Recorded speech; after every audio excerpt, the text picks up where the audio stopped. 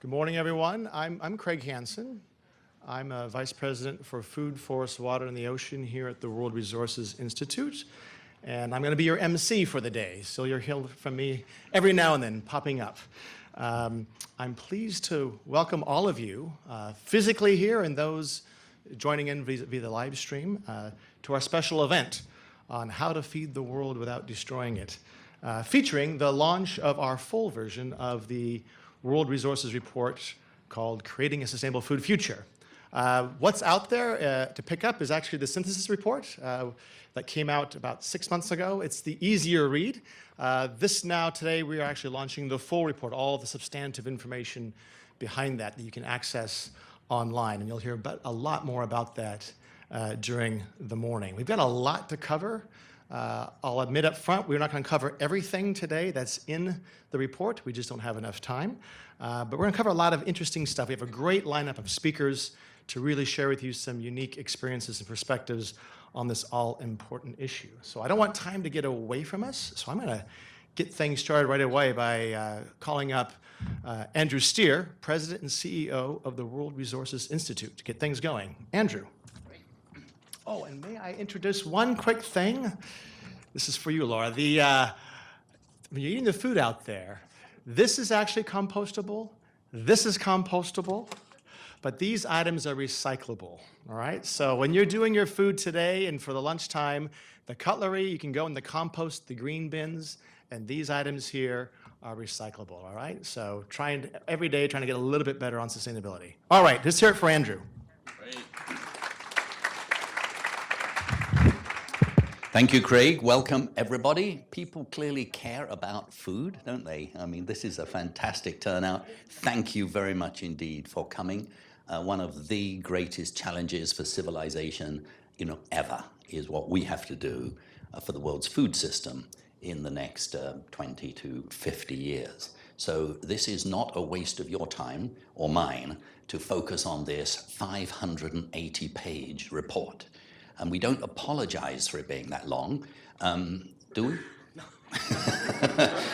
Because there is a synthesis report which is irresistible. I'm sure you've all read it. But actually, we really do need to have some of the technical information, and that's what we're doing. The World Resources Institute, every 2 years, brings out what we call a World Resources Report. We've been doing that for the last 25 years, basically. And we pick a big issue.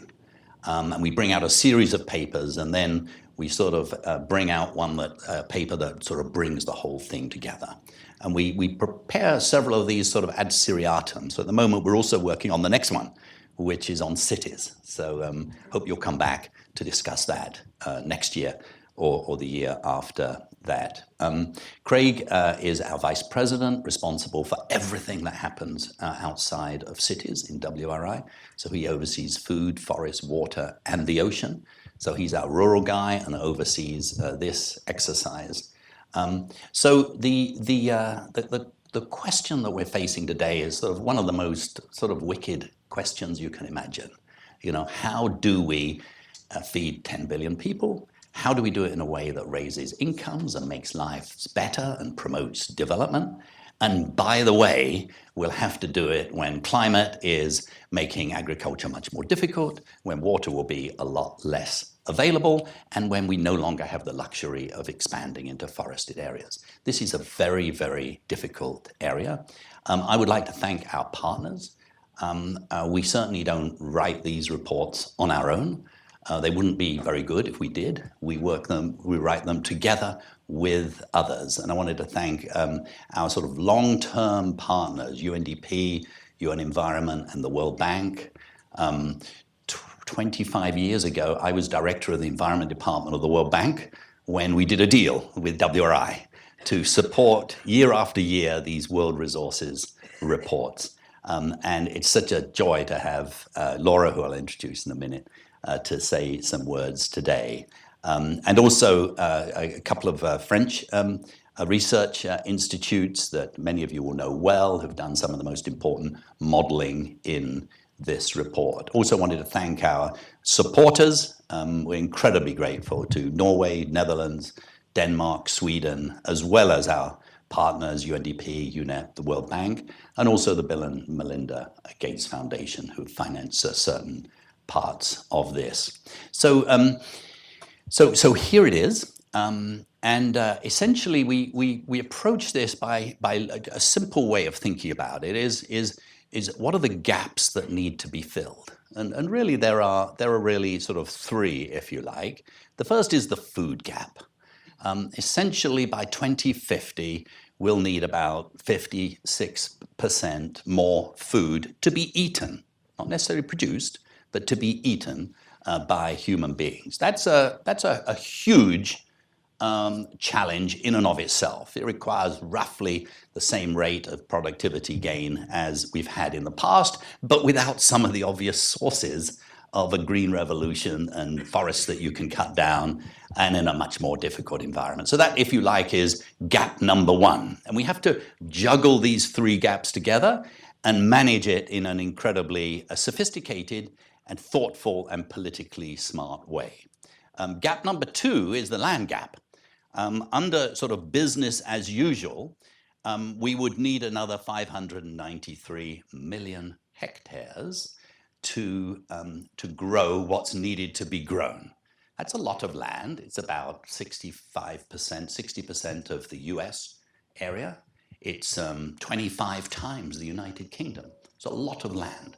So in other words, we have to address this land gap. We do not have the luxury of expanding the agricultural area. Indeed, we probably will need to cut it back. So that's the second, and you notice that the target there on the right-hand side is no increase in agricultural land. And you see how pasture and cropland relate to it there.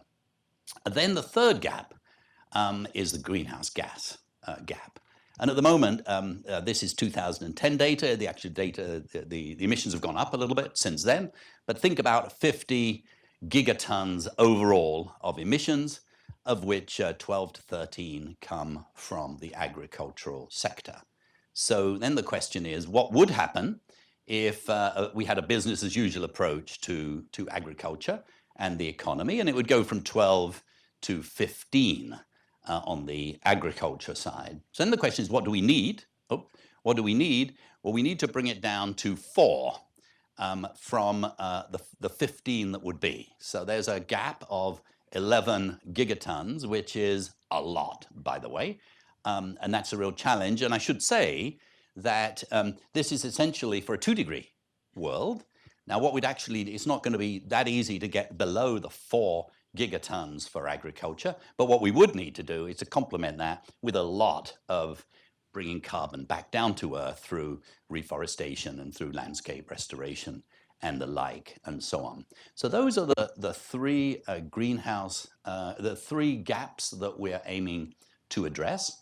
I'm not going to talk about the solutions because most of the report's about the solutions.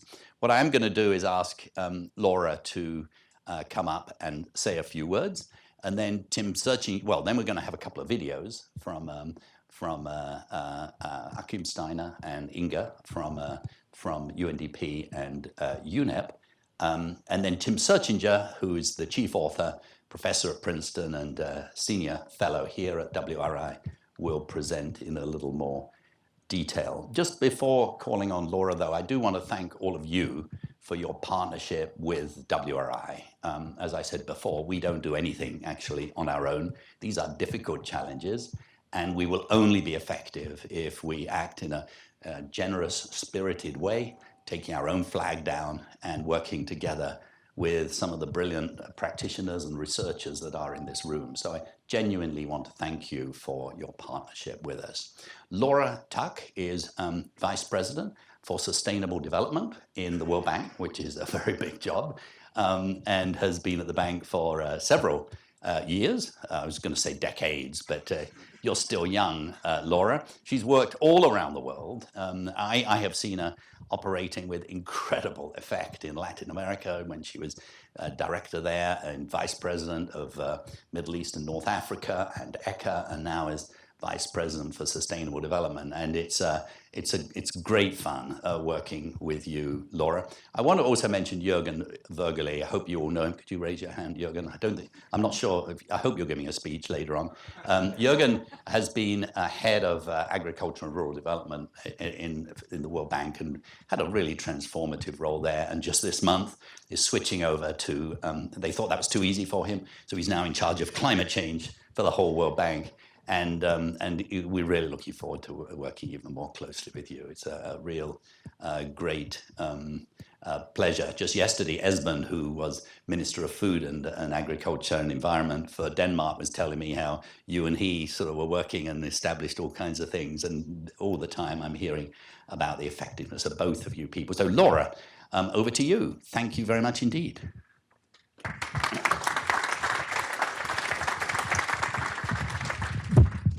Oh, good morning, everybody. It's great to be here. This is a wonderful topic, and I'm just looking around at the average age, and I'm very impressed to see so many young people excited about this agenda. The World Bank, like WRI, we're happy to work in partnership. We're delighted to work with you, Andrew, and your great team here, Craig, everybody, but also with our partners who couldn't be with us today at UNDP and UNEP. So I thought that was a great introduction, and you're looking at the agenda, you're really going to go in depth in a bunch of topics. So I was trying to think what would be useful, and I thought I would just highlight a couple things that stand out as particularly important for the agenda this year. At the bank, we've been really focusing. So Andrew laid out these gaps, and a lot of people like to think of them as competing. Right? How do you increase yields and incomes for poor people? How do you reduce emissions? How do you adapt to changing climate? How do you reduce the footprint? And we've actually tried to measure what we're doing, and we've managed to shift our portfolio from a couple years ago where it was less than 30% to more than half, directly financing all three of those things at once. So they're not necessarily competing, but trying to see the synergies of that. So as Andrew talked about some of the areas where we see these challenges, I think we see one of the nice things about the report is it lays out a bunch of the solutions on both the production side and on the consumption side. So when Andrew's talking about the importance of reducing the resources that we use, whether they're water or land or energy or fertilizer or whatever, the question is, how do we do that? I mean, what are the tools? And for me and for us at the bank, I think the most important thing is to look at the financing. The financial support that goes to farmers globally. According to the OECD numbers, in just 51 countries, there are $570 billion going to as support to food producers. That's $500 billion of money. This is a huge amount of money. And unfortunately, most of it is actually giving farmers incentives to overuse all of those resources. There are subsidies on water, on fertilizer, on certain kinds of production that are not good for climate or for maintaining the resource. So the idea then is to think about how do you shift those subsidies? How do you don't take them away with the income, the positive income effects they have, but you redirect them, you shift them to things that are good for the climate. And a lot of us have been part of the run-up to the UN Secretary General is about to have a climate summit in September. A number of us were in Abu Dhabi. The whole focus is on where's the finance coming from? How do we get more money? How do we get money into GCF? How do we get money in these? How do we finance all the things we need to do to address those emission gaps Andrew was talking about? Well, here is $500 billion that could be spent positively, bringing positive water, land, forest into the agenda. And if we work on the policy side, we can have a huge impact. There are good examples in Europe, in the EU, how this has been done, and in China. And this is something we really need to take globally and move this message along. On the consumption side, the report talks about a number of things, and I know you have a whole panel on it, and Tim's going to talk a little bit about it. So just the two things that I'm particularly concerned about, food loss and waste. So we'll see what they do with the food here. On the demand side, really focus on reducing. We have a lot of ideas you're going to hear from a great panel, so I don't want to go into that, but also reducing the consumption of ruminant meat has to be, it's something, that doesn't necessarily resonate everywhere, but you see it a lot now in the news, and people are starting to understand the impact of ruminant beef consumption and what we can do on the consumption side. And I think you'll have a time at lunch to experiment with how we might be able to do that with people to understand how their own consumption can make a difference. So the second thing I wanted to mention, and Andrew talked about the land gap, and he gave some numbers. So the number he put up there, but actually business as usual, if you just keep going with current levels of productivity, you would have to expand to meet that food gap. You would have to expand by 3.3 billion hectares, which would eliminate all the forests and savannas in the world. Now, with Andrew's numbers, the 593 million hectares, that's if we continue to have increases in crop and livestock productivity as we have had over the last couple decades. Then we only get to 593 million hectares. He gave some comparisons. It's actually the size of India. Think about it. That would be the gap. So obviously we need to not do that. So what are we going to do? We have to do the two things. We need to both stop clearing the forests and the natural lands, and we need to increase the yields on existing lands. And we actually can do these things at the same time.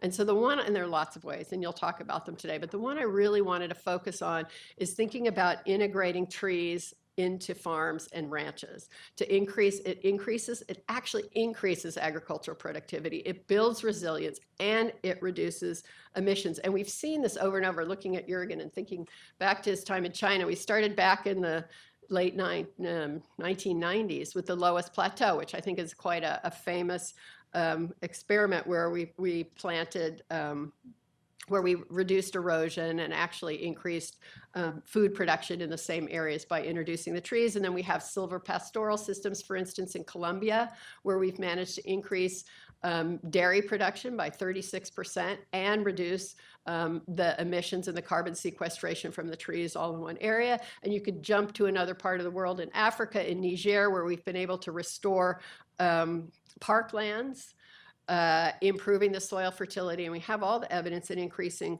crop production. So you see these examples all over the world, but it's just not happening at the scale and the scope that we need to see it, and people resist. I mean, they feel like giving over their land to trees is going to reduce what they're planting and so forth. So we need, again, this message, and this is what the report helps to do, to really get out the positive, the triple wins, that we can get the big benefits of integrating tree-based systems.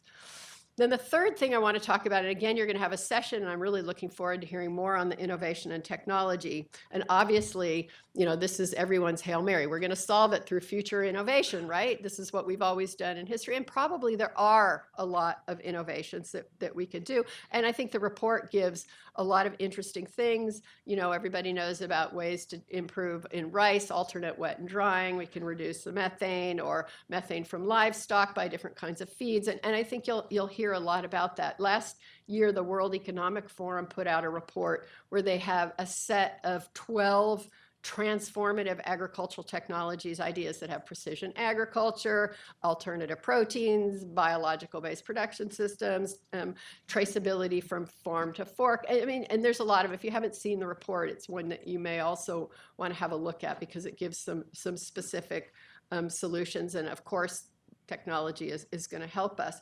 But one of the aspects of technology that's important then is to invest in R&D and to really encourage and facilitate people to work on this in the right direction. And so I just wanted to say that I give a pitch here for the CGIAR, again, something where the World Bank and Jürgen have been really supportive, but investing and really revving it up and amplifying the level of funding that goes to that kind of research system can help bring these breakthroughs for these different kinds of food production systems.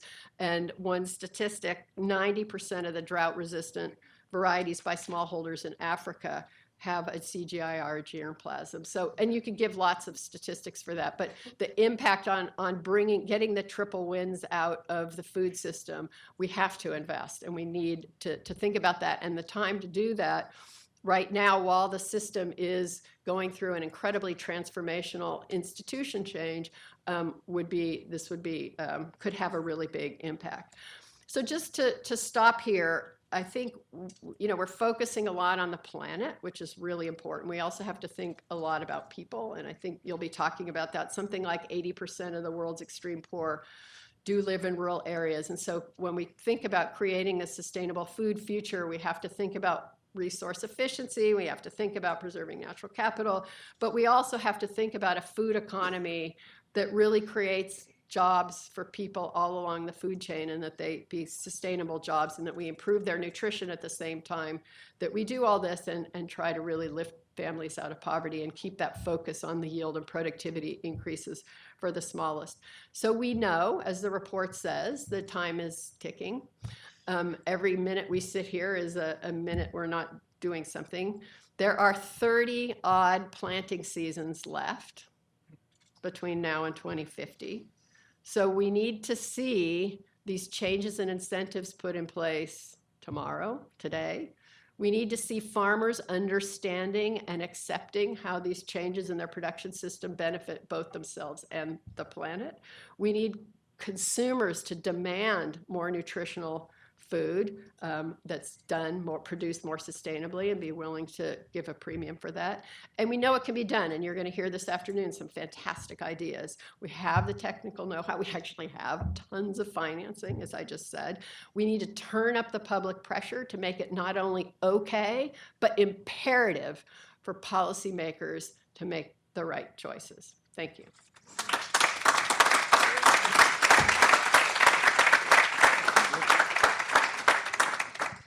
Wow, that was great, Laura. Just 30 planting seasons, right? I hadn't heard someone put it in such stark terms of the time that's left. I'm seeing people, my colleagues, going, oh my goodness. That is the challenge before us. I just want to thank you, Laura, and I want to thank all of your colleagues at the World Bank. I mean, having the World Bank really working hard on how to create a sustainable future is so important. You guys are just critical for this agenda. We're not going to get there if the World Bank is not on this agenda. So it's wonderful to have you working so hard on that one. And now, as Andrew mentioned, we have another World Resources Report partner is United Nations Development Program, UNDP. The head of UNDP, Achim Steiner, wanted to join us in person today, but he's deeply ensconced at the UN High-Level Political Forum that's actually going on this week in New York. So he actually sent a video message to share with us. So let's hear a few words from Achim.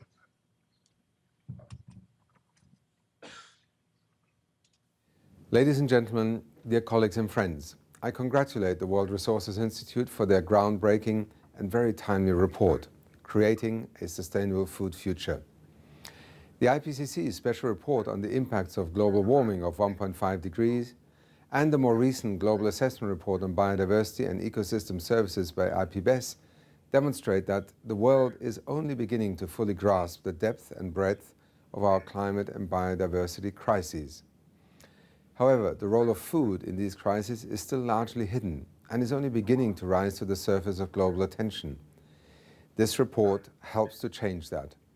This report is in fact a call to action. After reading it, we must ask ourselves, now what? The answer may not only be surprising, but surprisingly easy.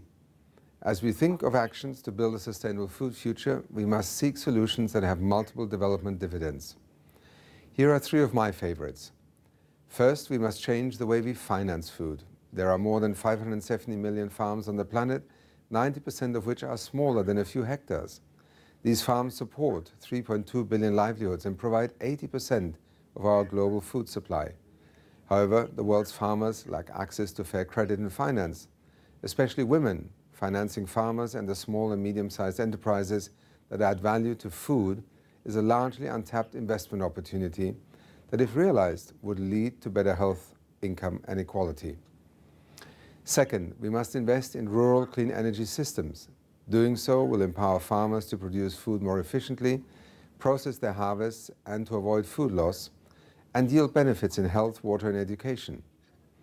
Third, we must change how we grow our food. We must shift from practices that lead to land degradation and deforestation to more sustainable systems, including agroforestry, regenerative agriculture, and so on.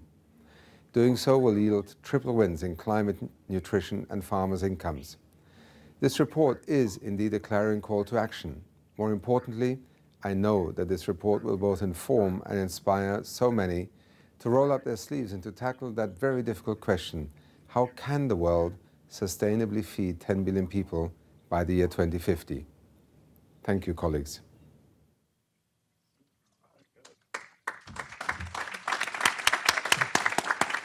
He can't hear us clap, but I'll tell him he got an applause. And for those UNDP colleagues that are on live stream or in the audience here, on behalf of WRI, I want to thank you for your collaboration on this report over the years. You've been a great partner to work with. Inger Anderson, the brand new Executive Director of the United Nations Environment Program, is actually at the same UN high-level panel as well, and also sends her regrets for not being able to be here. It's a busy week this week in mid-July.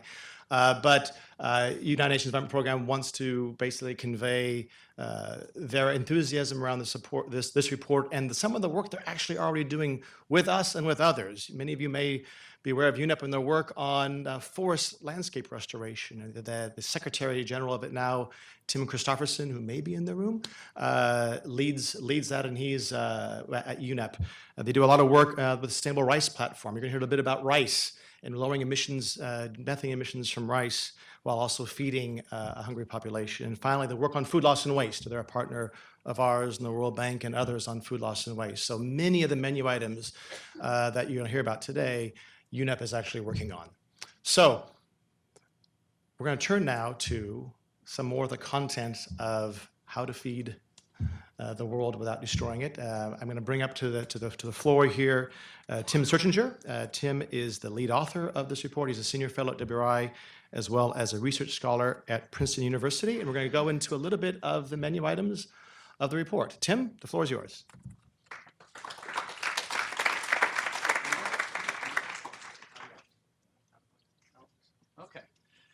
Well, thank you very much, and great introductions. And I'm just, because we're going to be short on time, I'm just going to kind of launch right on in.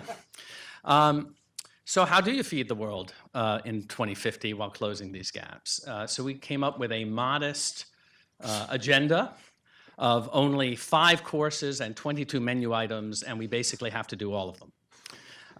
And the first course is reducing demand in sustainable ways. And you've already heard a little bit about that. We have a big focus on reducing ruminant beef. I'll come back to that. But sustainable diets, reducing food loss and waste, avoiding dedicating land to bioenergy, and bringing fertility rates everywhere in the world down to replacement levels, which above all means educating girls. So actually one of the most important things we can do to actually feed the world is educate girls everywhere. The second category is increasing productivity, increasing the amount of food we produce on the same land. We actually have to do that at a faster rate than we have done historically. And we have to do that without adding significant amounts of more fertilizer and water, because we've basically done that already. So all of this productivity gain has to be done by farming smarter, not farming with more inputs. That's a huge challenge. The third category, wait a second. The third category is increasing fish supply. I'm not going to talk about that very much, but that's basically about aquaculture. There are no more fish in the sea. All additional fish production has to come from sustainable aquaculture. The fourth category is all these production methods that we have to do to change the greenhouse gas emissions from agricultural production processes. About 20% of that is energy. 80% of that essentially comes from microbial processes in limited water. And it's methane, nitrous oxide. I'll come back to that. That's a real challenge, and that's going to require a lot of innovation. And then the last thing we have to do, which I'm going to talk about, is we actually have to use those yield gains to protect landscapes. It doesn't happen automatically, and that's where we get the wicked problem. So I thought about giving you the detailed technical assessment of all 22 menu items, and you'd all be asleep within 15 minutes. So I'm going to instead focus on a few highlights where our report takes a somewhat different approach from some other reports. So you've already heard this, but surprisingly, if you look at the IPCC reports on greenhouse gas mitigation in agriculture, they don't actually talk about productivity gains as a form of mitigation. They treat it as a background issue. But in fact, productivity gains are the single most important factor, producing more food on the same land, but productivity from the standpoint of natural resource use. More per animal, more per unit of fertilizer, more per gallon of water. That is the essence of climate-smart agriculture. And just to give you an idea, this is what Laura talked about this from a land standpoint, but we used our model to analyze how much greenhouse gas emissions would the world emit if it tried to produce all the food in 2050 with today's farms?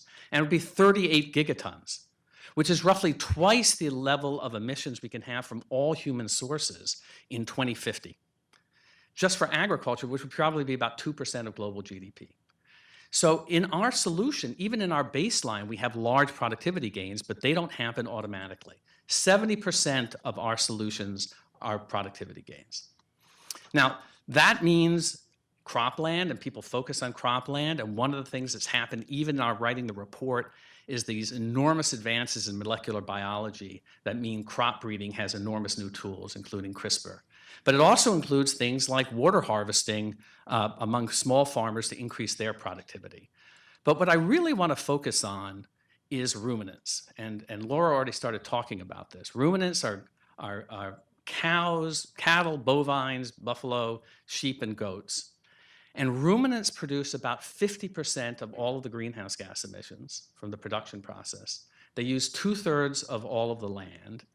And ruminant meat globally produces about 4% of protein. So that we have to, what happens to ruminants from a climate and land use standpoint, what happens to ruminants is the single most important thing. Now, this is different in our report. The Eat Lancet report came out last year. It says a lot of the same things, but it doesn't even talk about pasture, and it combines all red meat, including pork.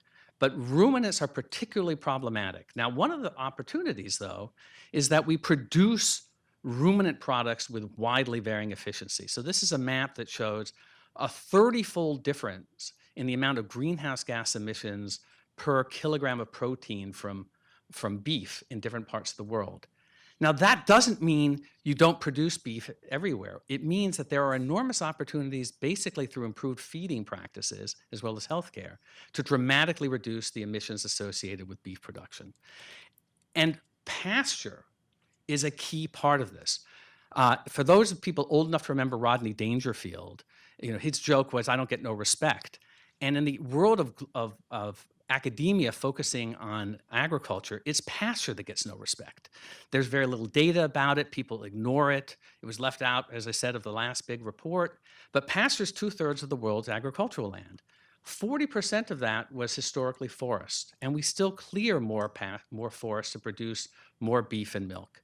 So what we do with pasture is critical, and this is an example of what Laura had said of these intensive silvopastoral systems in Colombia, which are everybody's ideal of pasture production. You have more carbon, you get 10 times the yield of typical production in Colombia, but this is only about 20,000 hectares out of millions of hectares of pasture land in Colombia. So is it technically doable? Yes. Is it economically doable? Yes. How do you scale that up? The future of pasture productivity is largely going to determine the fate of the world. But even with increasing productivity, in our solutions, we project the need for a tripling of output on every hectare of potentially improvable grazing land in Latin America. But even doing that, we can't get there if people eat as much beef, lamb, and goat meat as the FAO projects by 2050. So here we focus, therefore, one of our menu items is reducing, having the 20% of people in 2050, the 2 billion people in 2050, who will eat a lot of ruminant meat, to reduce that consumption by, on average, about 40%, which for an American would mean about 50%, going from about the equivalent of 3 hamburgers a week to 1.5 hamburgers a week. And this is a chart that shows you the different greenhouse gas emissions of different products. And what you'll see is ruminant meat is off the charts, right? It is dramatically higher even than all other forms of meat. And what I really want to focus you on, and I don't have a pointer, I'm afraid, is this emissions from land use change. That's the yellow bar at the bottom. Most of the emissions associated with our food production ultimately are the loss of carbon on the land we use to produce food. And that is almost never counted. Why? Because we don't count the greenhouse gas emissions that occurred from clearing land in the past as a continuing problem. That's simply in the past. But all land has an enormous opportunity cost. As we increase our demand for food, we clear more land. And if we were lucky enough to be able to reduce our demand for agricultural land, we can restore that land, which, as Andrew pointed out, is actually a necessary part of virtually every climate solution. So the way to think about it is every hectare of land that produces plants productively is a little bit sacred. It has enormous potential to store carbon, and that means it has an enormous opportunity cost. And when you factor that into diets, we estimate that the average American's diet produces about the same emissions as the average American's energy consumption. And that means that if you change your diet, you have an enormous capacity. So this is a complicated slide, but here's the key point. The stuff in red on the left side of that, that's the US diet, and that's basically ruminant meat, basically beef. It produces 3% of our calories, uses almost half of our land use, and produces almost half of our greenhouse gas emissions. So if we can hold down our consumption of ruminant meat, and we already consume about a third less, and Europeans consume about a third less than we did in the 1960s per person, if we can just do that reasonable step, that can make an enormous, enormous effect. Okay, so one of the different aspects of our report is this valuing land that I've already started to go into. And we find when we look at other solutions to climate change or other things people have proposed that they often do not actually value land properly. And so, for example, if you go back earlier, there were all kinds of reports suggesting we had huge amounts of potential land available for other uses, bioenergy, crops. And that was because the original people who started doing global modeling categorized global savannas as other. And people said we can use other land. And what you're looking at is Africa's savannas. And they have a lot of carbon and massive biodiversity. And that's just one of about 5 examples of how land has been insufficiently valued. But that's also the case with bioenergy. So you see many targets that of people trying to have 20% of global energy from bioenergy in 2050, roughly 200 exajoules of energy. That would require the equivalent amount of plants as all plants harvested on the planet today. 3 times the amount of energy contained in crops, about 7 times the energy contained in all the world's harvested wood. That happened because people treated land as free, when in fact it's always got this huge opportunity cost. And we came up with one example to help explain this. People think that because plants are renewable, they're free. You can cut down a tree, burn it, the tree regrows, you can burn your tree and have it too, same with corn or whatever. So we came up with an example to explain why that's not true. And think about something else that's renewable, which is your paycheck. So Craig is my boss. He's a big shot at WRI. He obviously earns a huge paycheck comparable to what he could have earned when he worked at McKinsey. So I say to Craig, Craig, give me your paycheck. It's not going to cost you anything. You're going to get another paycheck next month. Unfortunately, Craig's pretty smart, and he realizes that if he gives me his paycheck, he can't use it for food, he can't use it for rent, he can't put any in the bank. And that's the same is true of plant growth. If we divert plant growth or land to other things, the cost is not using them for what we're using them for now.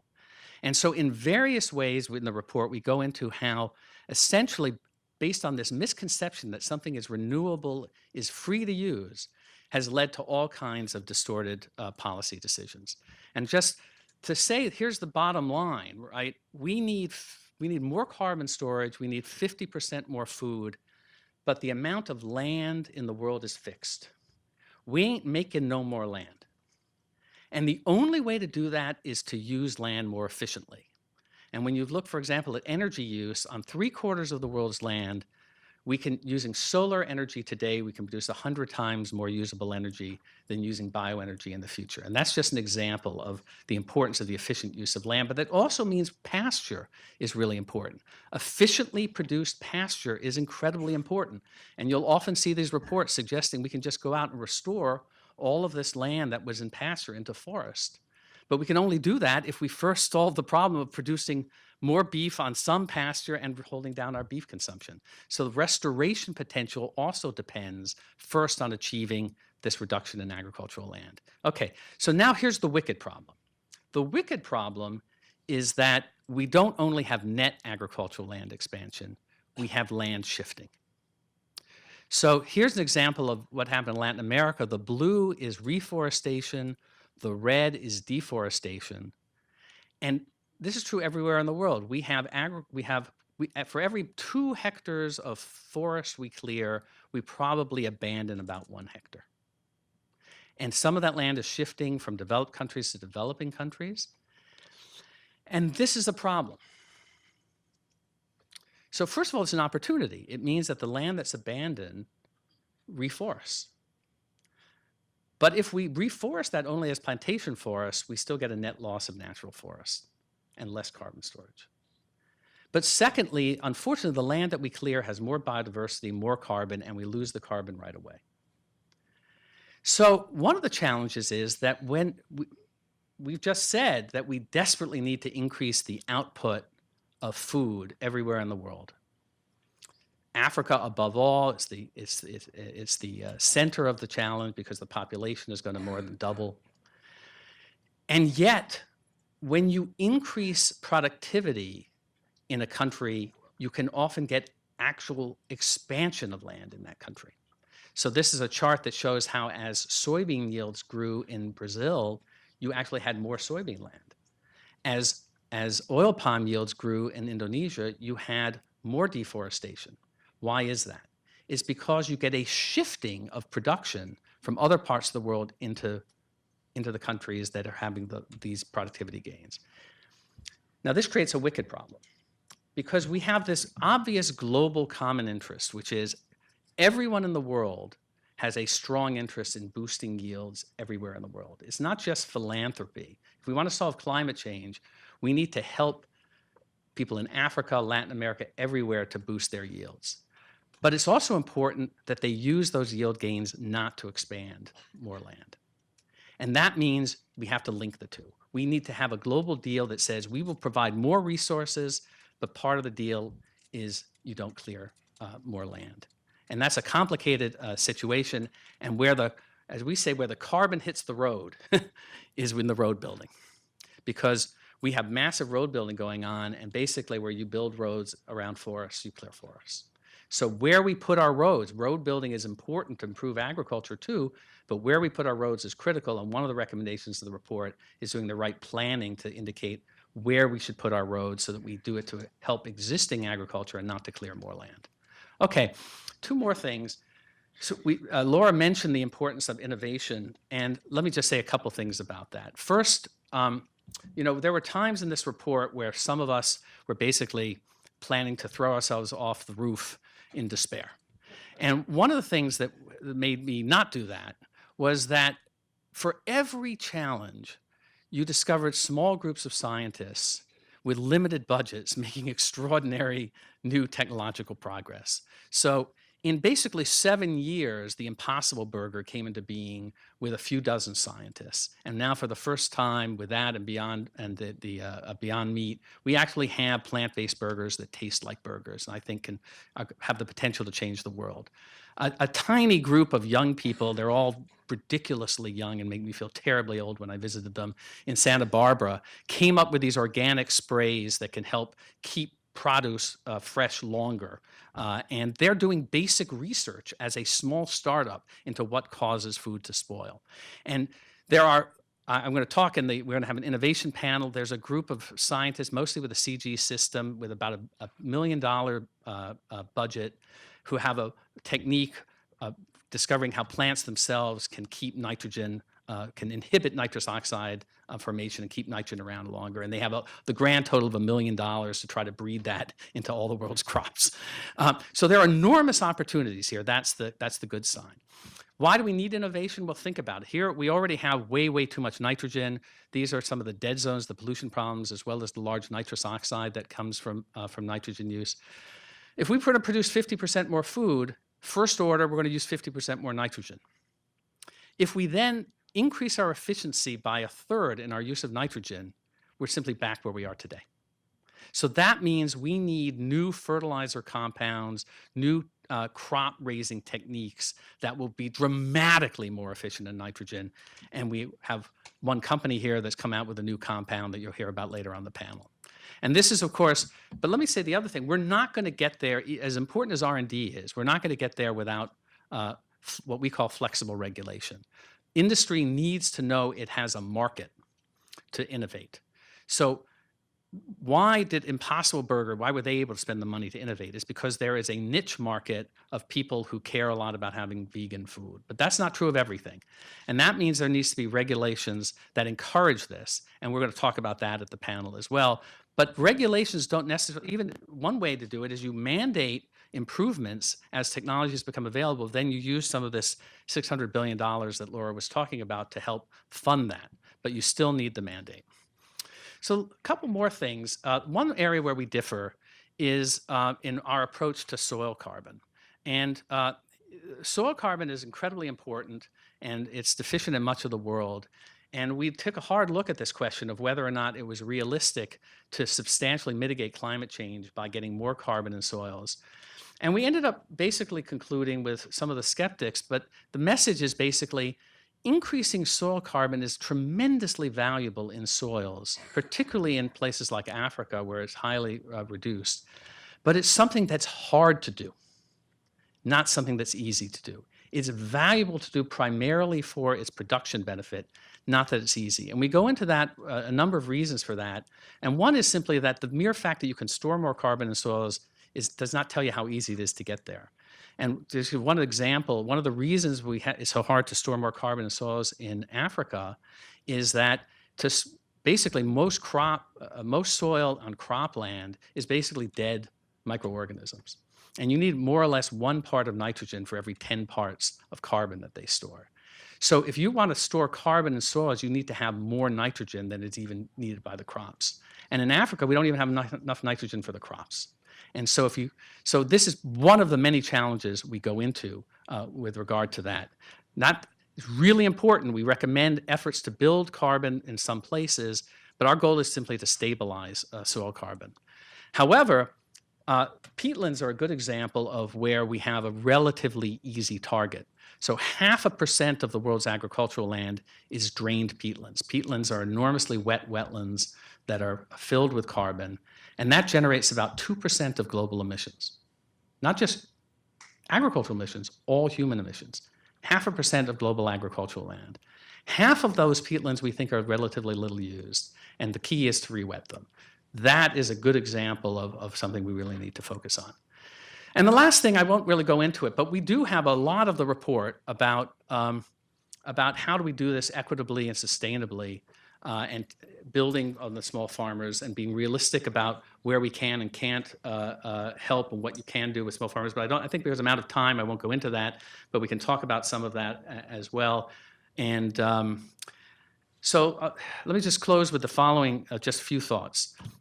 One of the challenges is that in the food space, people care a lot about food and have very strong ideological views across the entire spectrum. In this report, we tried desperately hard to be as non-ideological as we could, because we have this really specific challenge. And the question is, what does the evidence do? And one of the real challenges we have to have is to really be serious about this, really be serious about the food system. What we need out of farmers is what they're already pretty good at, which is being really productive and efficient farmers. We just need to take that to a higher level. We need to extend that everywhere else. And then we need to complement that with all of some of these other measures and policies that we've talked about. So I'll leave it at that. And the conclusion was we can achieve a sustainable food future. It ain't going to be easy. We got to start now. We have those 30 production seasons. Thanks very much.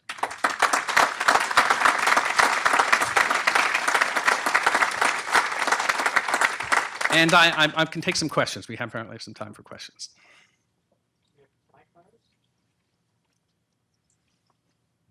You discussed the impact of ruminant meat, all these projections and the model. And I think in the report you talk about a reduction of maybe up to 30% in developed countries in terms of ruminant meat and how far down the road it would get you towards closing the land gap and maybe the emissions gap. Just curious, what assumptions do you make about the possibility of reducing ruminant meat demand? And if you can go beyond 30%, how much leverage does that give you in achieving all your goals? Yeah. Why don't I take a couple questions, and then I'll try to answer them. Yeah. Yes. How would you confront the economic activities like mining that will override all the measures that you are proposing? Okay.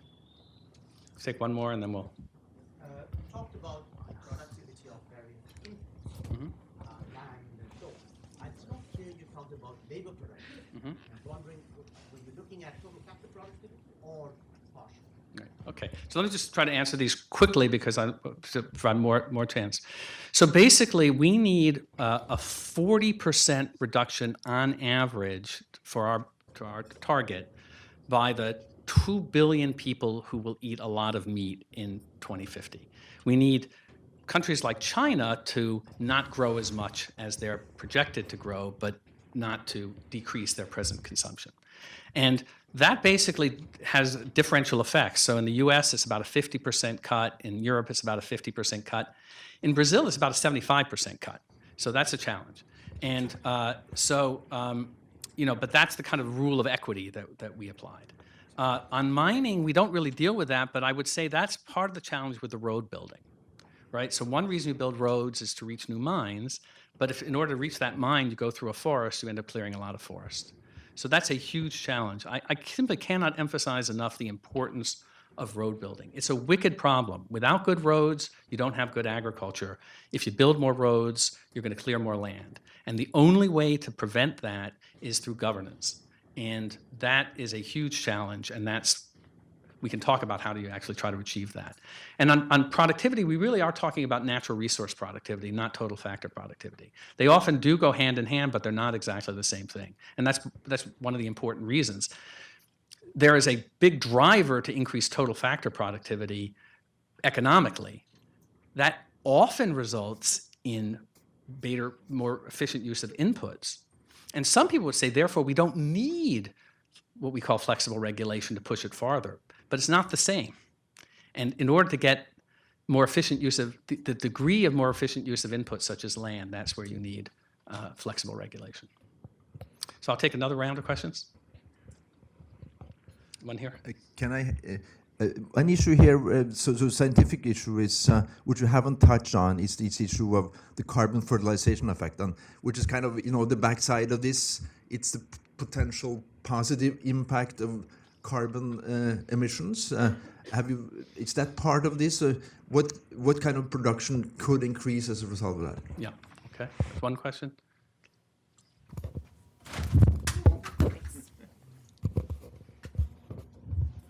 You're probably familiar with the study that came out last week, I believe, that suggested that several hundred gigatons could be sequestered through massive tree planting, and that analyzed, supposedly with great care, the world's land availability.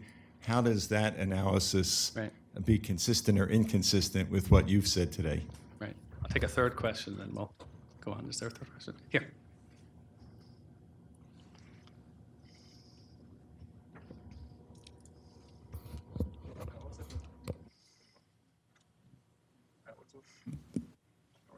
Okay, I also have a question with respect to ruminants. Of course, it's under actual production systems. It's you have less emissions if you have more chicken and more pork. Exactly. But I think that's an animal welfare issue because it's much easier to raise cattle with nice animal welfare. It's much more complicated to have this with chicken, with pork, and if you really release them outside, you're really also stuck with emissions. Great. And let me start with the last one. And you're absolutely right.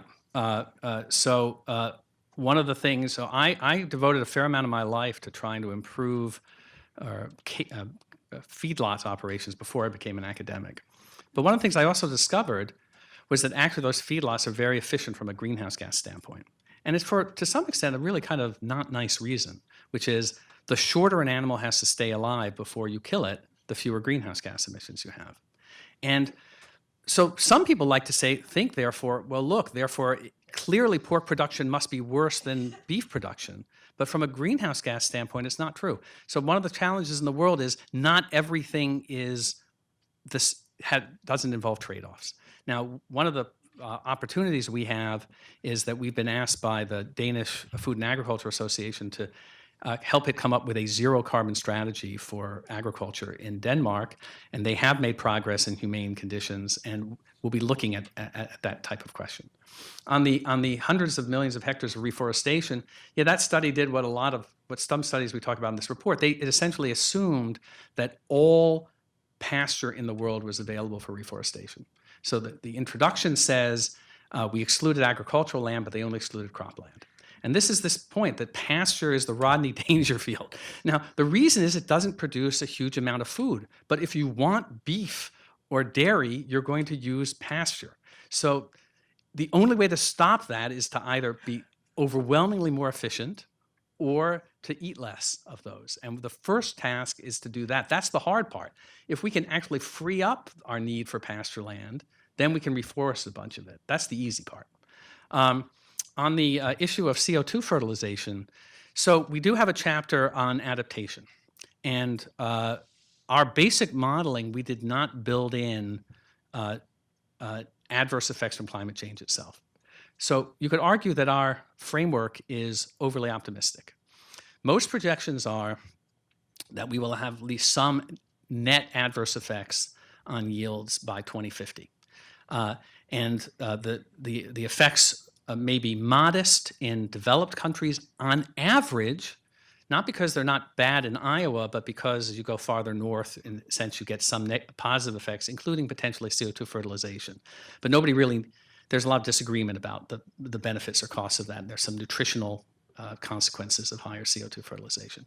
However, in developing countries, there will probably be more adverse effects. So we did model that. But here's the way to think about it. We need to, in Africa, we need to triple yields. So let's say there's a 20% adverse effect from climate change. Okay, now we need to increase yields by 360%. We've kind of multiply that up. So that's basically the story. So a lot of what you do to deal with climate change is already the things that are in our report. There are some areas where there are things that you have to do differently, and we list some of those, particularly, for example, dealing with heat stress for crops and breeding of that. But most of what you do to feed the world with climate change is more of what you need to do to feed the world without climate change. Should I take one more round, or are we going to call that? Two more questions. Okay, one here.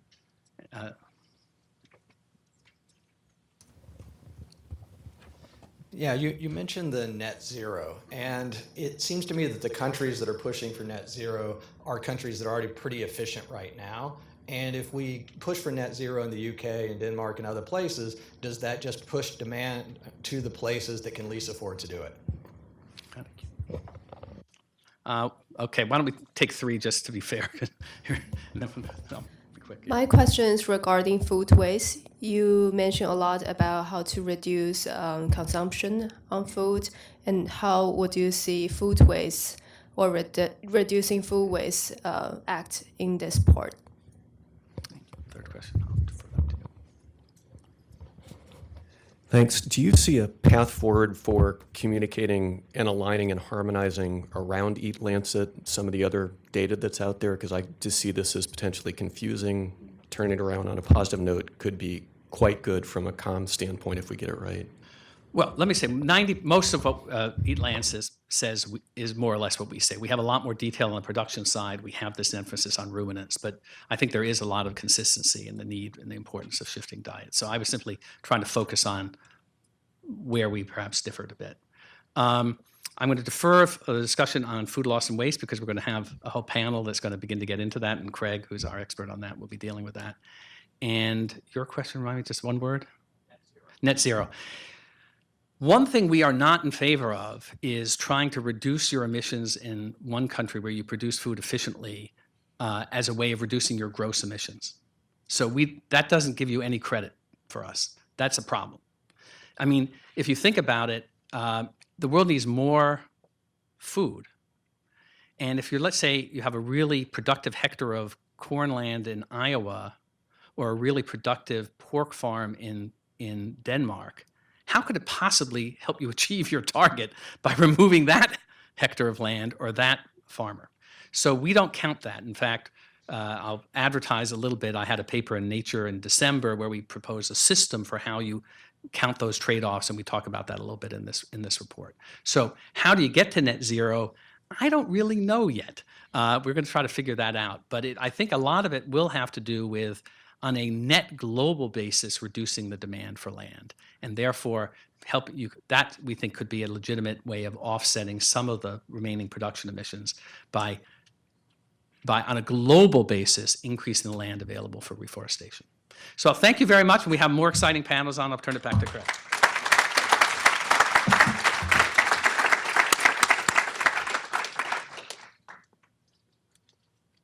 So, of course, we couldn't get into everything. There's a lot in here. Thank you for the questions. Thank you, Tim, for racing us through this. I even learned a lot, and I was part of writing it. Right? There's always new pieces to tease out. If you want to, you can download the report here at this address. Please do, and we made it really easy to find the various pieces that you're interested in. So please visit the site, and you can get the synthesis report right out there. Now we're going to go into a bit of depth into a few areas that are highlighted in the report. And the first one, we're going to dive into what Tim talked about as the demand side measures. How do we address demand when it comes to food loss and when it comes to creating a sustainable food future? I'm going to call up three special guests, and as I call your name and your title, just please come take a seat. I'll take this seat here, and we'll have a little bit of a conversation. First up is Gita Sethi, who's the advisor and global lead for food systems at the World Bank. Welcome, Gita.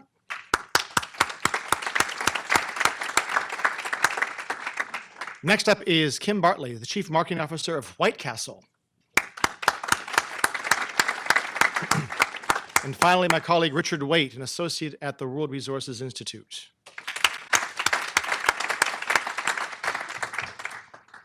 Now, I'm going to give each of them about 5 minutes to kind of share their perspectives, a bit of opening remarks on the issue of addressing demand. That was that first menu item in red that Tim talked about in that waterfall chart. And I'm really curious to hear about this issue, what your institution, your organization actually doing to address some aspect of demand. And then I want to open it up for discussion. So we'll have 5 minutes each. It's kind of the rules of the game. They all know this beforehand. 5 minutes. I'll be strict on time. And then we're going to open up for about 20 minutes of Q&A. This is the chance for you to engage. And we can go into this, into the detail. So let me go and take a seat here.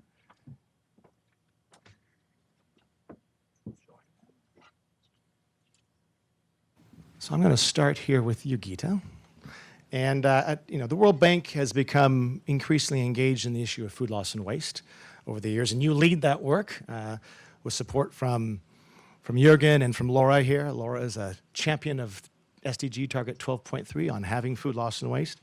I'd love to hear about the journey, right? Tell us a bit more about the Food Loss and Waste Challenge and what the World Bank is actually doing to help the world address that. Thank you very much, Craig. It's a real pleasure to be here. I'm absolutely delighted. As many of the speakers have already talked about, the report provides evidence, rigor, and revs up the action. And in that context, it also talks about food loss and waste as a strategy for a sustainable food future. And the report concludes, and I want to quote, "If we reduce food loss and waste by 25% globally, it would reduce the food caloric gap by 12%, the land use gap by 27%, and GHG mitigation gap by 15%. And I am delighted to share our journey and get a little bit more in depth on this agenda. Science is very clear.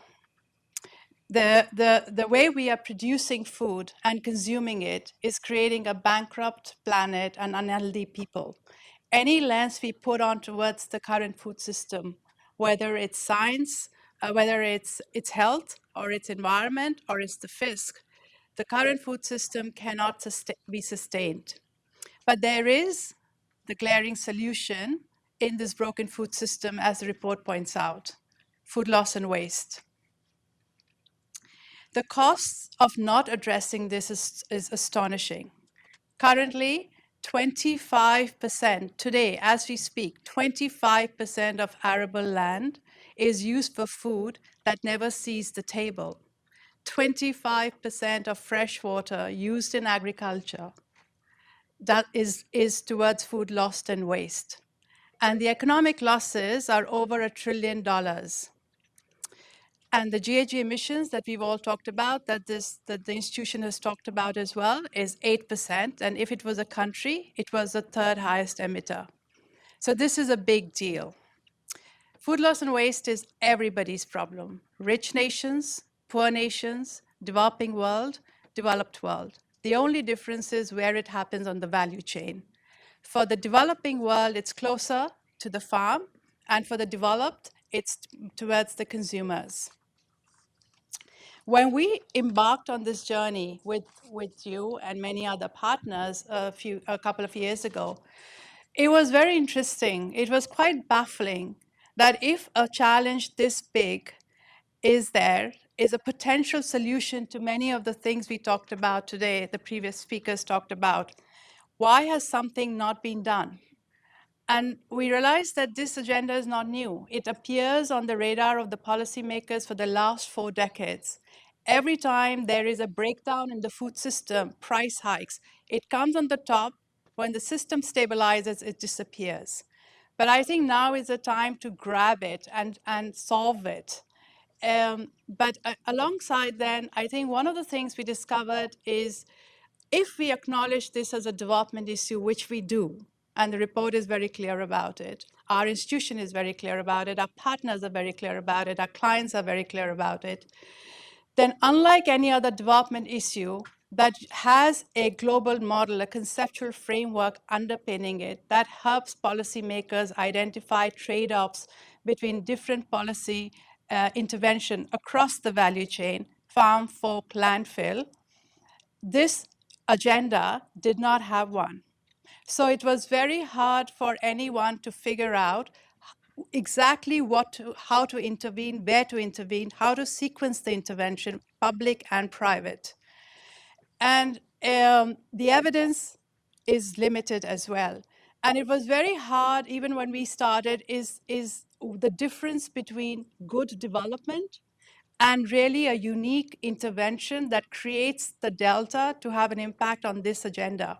So we, along with many of the partners, some of this in the room, started on a 3-pronged approach. The first was to create a global framework or a conceptual model. Second was to get more into the country-specific food-smart countries to really understand what's happening. And third is delve into the innovative financing solution.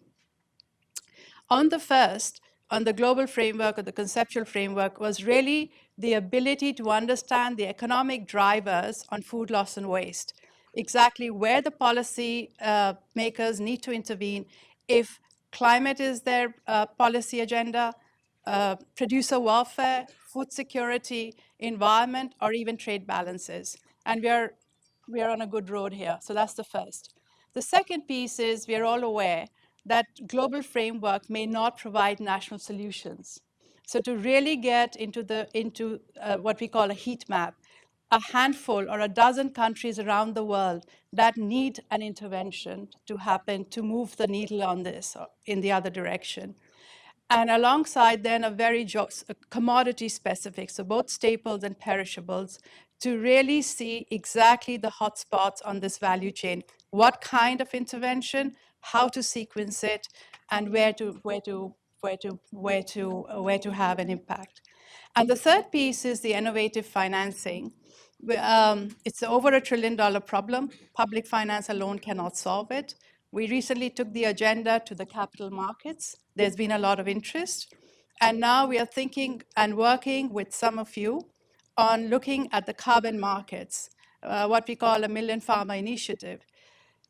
The methodologies to get the carbon right is very hard. So the question is whether we can use some kind of proxies that indicate that if a use of a new technique, harvesting technique, or infrastructure, or cold chains can actually move the needle in the other direction on carbon, then work how to incentivize this behavioral change and what would be the amount that is actually going to sustain this behavioral change.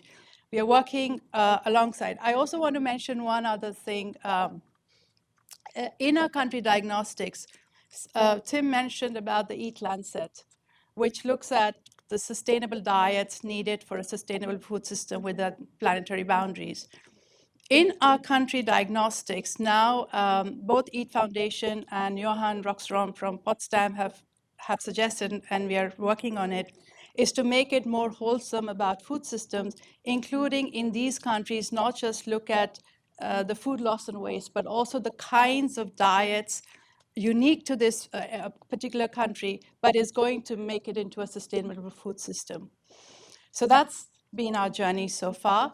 And the last word I want to say is, if you recall nothing of what I've said in the last few minutes, I would like you to leave this room with one message, that if our climate ambition has to be met, the road through Paris cannot continue without addressing this agenda.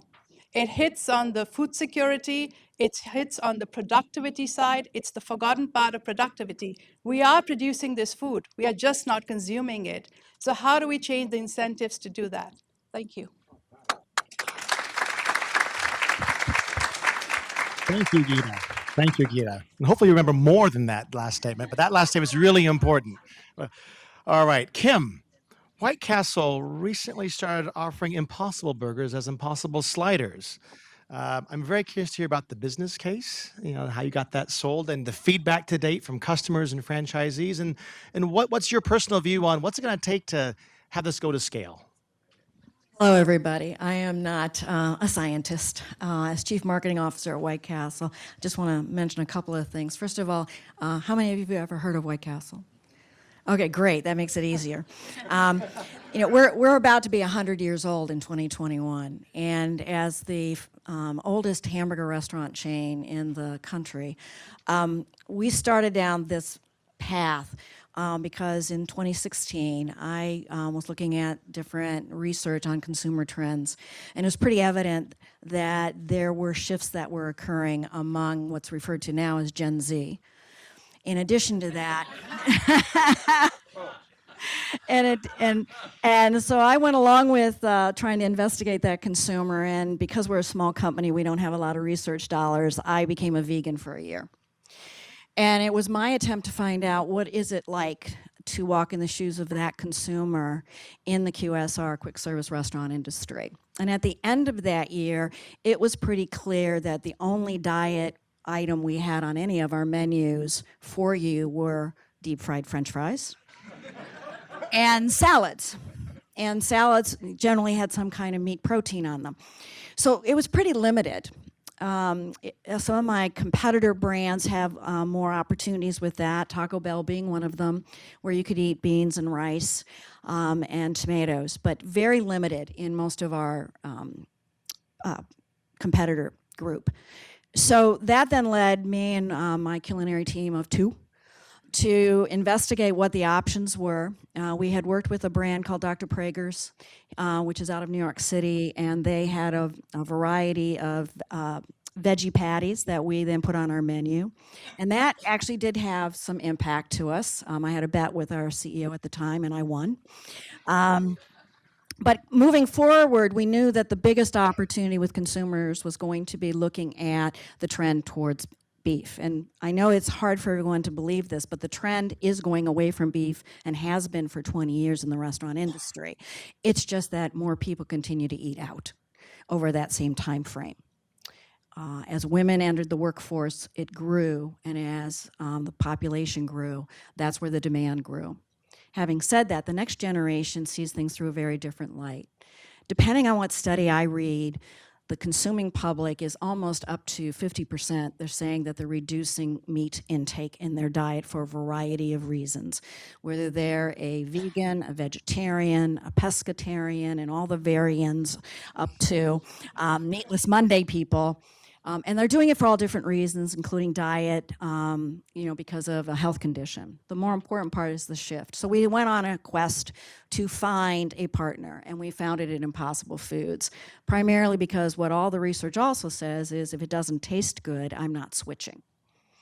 And that's what Dr. Pat Brown's quest was about, was finding a great tasting substitute. And in that regard, we tested the product in New York and New Jersey in April of last year.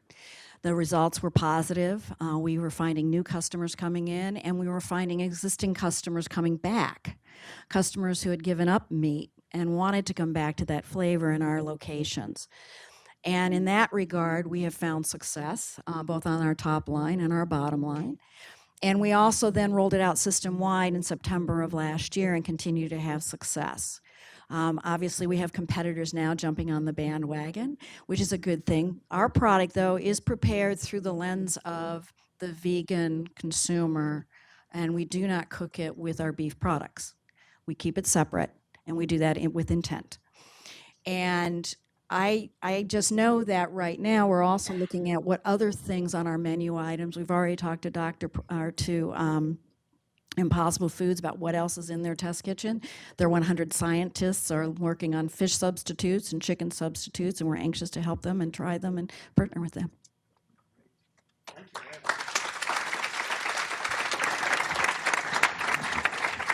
How many in the room have actually tried like an Impossible Burger or a Beyond Meat? Oh, wow. Okay. For those that haven't, stick around for lunch. We've got some here for lunchtime, right? So great. Rich, how are you going to follow up those two? Very hard acts to follow. I'll do my best. As one of the co-authors here, and I know you did a lot of work on the demand side course. Love to hear your thoughts on kind of the scale question. How do we take this, shifting diets and other things? How do you take things to scale? What has our research kind of found? What are we doing? Sure. Well, first of all, it's really energizing to see really concrete examples of these demand-side strategies in action up here on the panel. When we started this research back in 2012, the conversation about sustainably feeding 10 billion people seemed to always gravitate toward the food production challenge, which our report obviously finds is also critical, but making consumption patterns more sustainable is a key piece of the puzzle too. So yeah, I'll talk a little bit about our work on the issue of shifting high meat diets towards plants, and then especially that scale question. So at WRI, we have a saying, count it, change it, scale it. And so the count it, which is the data analysis, is sort of what this report does today. And it shows that shifting diets is a potentially powerful climate action strategy. If you look at projected consumption patterns out to the year 2050, we're going to need probably 56% more food, but trends are showing that it's going to be something like 70% more meat and dairy, and demand for beef and lamb in particular is projected to grow up to nearly 90%. So remember Tim's graph that he showed, right? The plant-based foods kind of looking like this in terms of land use, greenhouse, and gas emissions. Most of the animal-based foods here, and then beef and lamb down here. Per gram of protein, beef takes about 20 times as much land and emits 20 times the greenhouse gas emissions versus beans. So high projected increase in beef, obviously that means more pressure on the world's remaining forests, and that's going to make it very difficult to meet the Paris climate goals.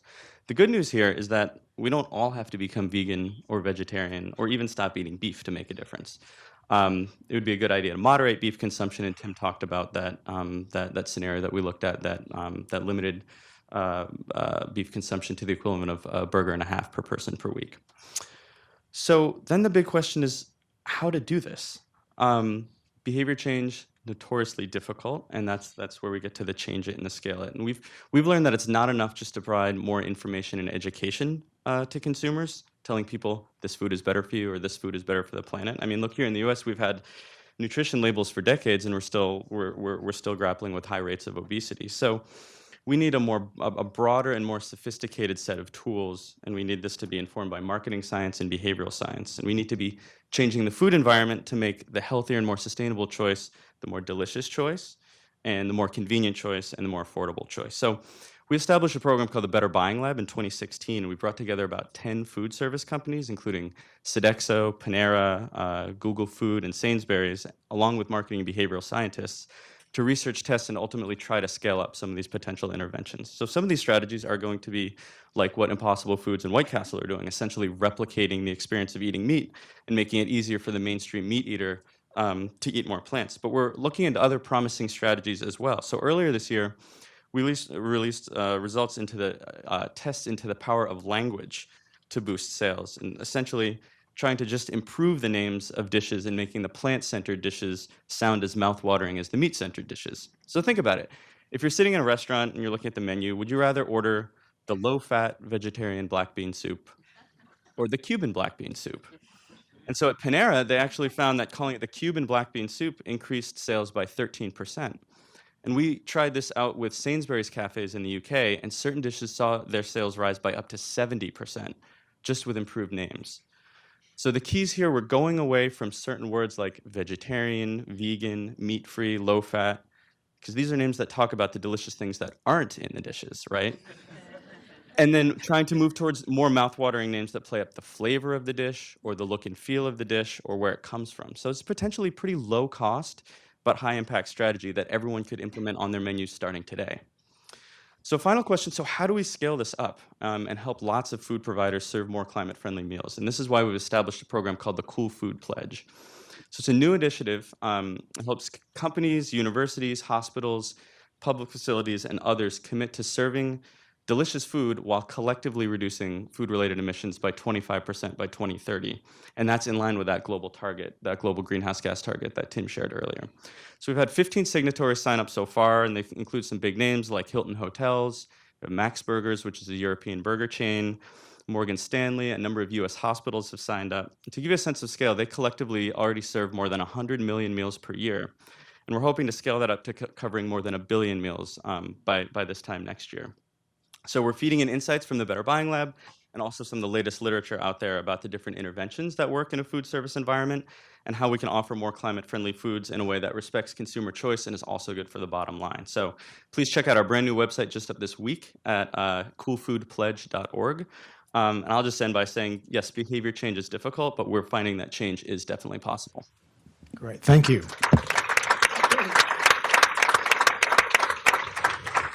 The kind of frightening thing about all the research at Better Buying Lab is you finally realize how manipulable human beings are just by language and words, right? It actually is a bit disturbing. So now we're going to turn over to the audience here.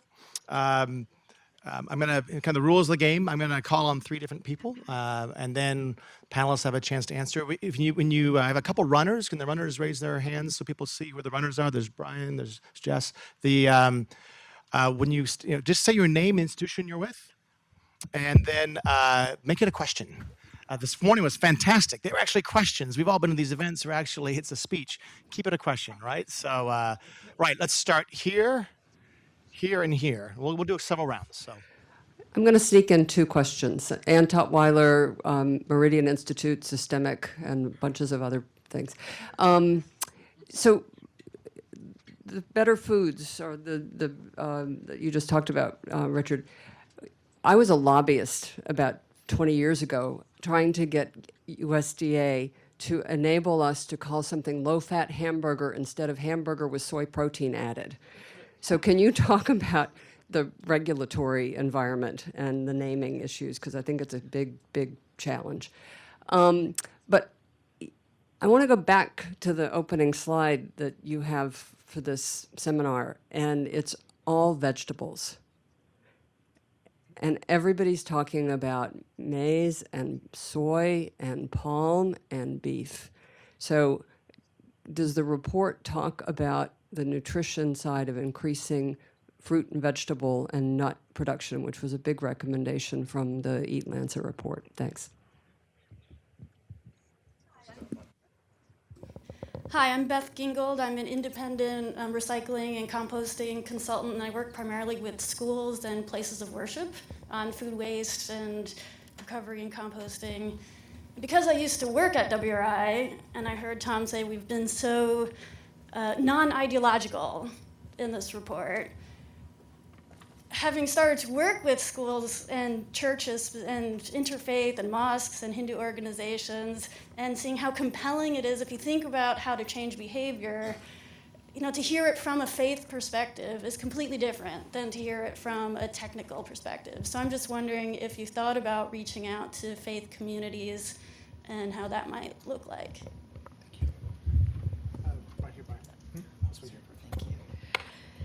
Hi, I'm Rachel Carrillo. I'm a writer and a climate activist who's recently reintroduced a little bit of non-red meat into my diet because I was fainting and not accepting things served on plastic or that had red meat in it for climate concern reasons. I like not fainting. Anyway, I'm going to sneak in 2 questions as well. The first is to Geeta. I'm wondering, you mentioned the difference between some of the more developed and developing country approaches to food waste and so on at the World Bank. And I'm just wondering specifically what's happening at the urban level in major cities and how you're supporting maybe getting the Cool Climate Pledge folks or working with hotels, conference centers, or if you're doing anything like that. And then my other question is relating to just the language around food. I mean, for Richard, do you think the consumer reviewers on like Yelp and TripAdvisor and Google and all the other apps that are out there where people are talking about restaurants or conferences and climate change and so on, if that's driving any of the change with language and also like getting people off meat? Because you mentioned Meatless Mondays, and I know that Slow Food Nation started, Slow Food USA started something like that, and they're having a big summit in Denver this weekend, and it's all about food and food loss and food waste recovery and food systems. Thanks. Great, thank you very much. So prepare for those questions. I'll take one of those questions about the report from Ann there on the fruits and vegetables. So in terms of the healthy diets, what ends up being that a more sustainable diet is typically kind of a more healthy diet as well, lower on the food chain. The importance of more fruits and vegetables in the diet, that was one of the big highlights of the Eat Lancet. We say the same thing, right? You need more fruits and vegetables in the diet. One interesting thing that we also talk about, and this is something that Geeta, you've talked about, is if we follow through on eating low on the food chain, humans eating more fruits and vegetables, if you look at the data, the rates of loss and waste of fruits and vegetables are pretty high, right? It damages quickly. It's grown in the tropics, et cetera. And so if there's one scenario is that we eat more fruits and vegetables, and the rates of loss and waste don't go down, you actually could have an increase in terms of total mass of loss and waste. So therefore, this is one where the shifting diets dialogue links up with the food loss waste. They both need to be successful. Otherwise, we could be shifting some problems, right? So I'll turn it over to the rest of the panel here for some of the other questions. Yeah, thank you. I want to just elaborate on this point because it's true. Whether we look at nutrition or food safety or food loss and waste, the interventions are the same. They're very much linked. But one of the things that we are finding as an extension of the Eat Lancet as well is if people actually eat what is prescribed as a sustainable diet, it requires a per capita income of $5 to $7. And a large majority of the people we work with, our clients, are hovering around $2 a day. And the question then is, what kind of a social protection or a intervention package is needed? Because climate change is not making things easier either. So it's all very linked, and it's something very much on our radar that we've been thinking a lot aggressively and ambitiously about. Your question on the waste, we are doing a lot on both losses and waste, but our focus up to now has been largely on the losses side, because there hasn't been, if one kind of goes through, and even if you Google and look at everything that appears on losses and waste, there's a lot more focus on the waste story, in part because of the higher capacity and somewhat better data in developed world, and where the losses are largely on the waste side, right? So having said that, a large part of the work at the World Bank on the waste side is on threefold. First is on the landfill and the kinds of rules and regulations needed for better management, composting, etc. I think the second big story for our second big agenda is more on in terms of the fiscal instruments, the tax. Who do you tax? Do you tax the wasters who actually can afford it? or do you tax the emitters who is already struggling? And then what kind of an incentive structure does that kind of cascade across? And the third part on the waste that we've just started thinking a lot, we've started working and thinking about is a lot of the developing countries now have urban, Nigeria, Abuja or Addis, etc. And there is all supply chains are coming into these urban centers, and they're completely choked. So is there something that can be done in terms of managing the conversation from the supply side down to the farms, and what kind of incentives do we need to put in place so there is a cascading down all the way that doesn't hamper incomes, creates the right price, because it's not clear food's priced right in terms of taking the opportunity cost of all inputs, and yet leave everybody better off. So I'd like to address a question over here with regard to language. So yeah, the industry suffers from the regulation around the language and also the science. So it was good to hear about the research that says here are the language that will get customers to shift behavior. And that's incredibly important to this initiative, because if we want people to enjoy the food, they're reading it off of a menu. And so in order for that to be attractive to them, it can't be the negative sounding, scolding words that they get from their doctors or from the press. It has to be words that are encouraging them to enjoy the menu that you're presenting them with. And the other thing I wanted to talk to was your comment about religious affiliation and how does what we do interact with that. One of the reasons why we choose very specifically to keep our products separate from our meat products is because of a nod to our populations that work in our restaurants, as well as the populations that come to us and want us to be able to serve that because they have that as a religious need. So we look at that as an important part of why we're doing it the way we are doing it, because we do recognize that that is important to them as well. Great, and I can address a couple of those questions as well. So first on the regulatory environment and naming, I mean, yes, it's been interesting to see the state of Missouri, I think, Mississippi, some other states, mandating what we can call meat or not, and milk as well. I saw that in the EU there was consideration of making veggie burgers, you need to call them veggie discs, and hot dogs veggie tubes. Meanwhile, we've called soy milk, I think, for centuries. We have things called peanut butter. We have hot dogs. So, I mean, language is a powerful thing. I think just kind of underscores this. And so it's something that we're keeping an eye on, but I think it shows that there's a lot of interest out there in those meat alternatives, and it's sort of everyone's keeping an eye on it. On the point about consumers driving change, this is definitely a real thing. I mean, you talk to people in the food industry, and to a T, they're all saying, yes, we're hearing that more people are interested in eating more plant-based, interested in eating more plant-forward. And how do we do it? How do we do it in a delicious way? Because at the end of the day, people need to be buying the dishes, otherwise they're not going to survive on the menu for very long. And you'll hear, of a food service company say, well, we want to do this, but our clients need to be demanding it. And then you talk to, university, well, our students need to be demanding it. So the demand does kind of sort of flow upward. That said, then marketing professionals will tell you, well, we know what consumers' innate sort of preferences are. So as long as we can make these more healthy and sustainable foods, competitive on taste and on price and convenience, I think, it's helping set them up for success. I also want to say one more thing. Our locations are in a lot of urban centers, and excuse me, we know that in order for us to be successful, we need to be able to bring the price down in order for it to be a true substitute.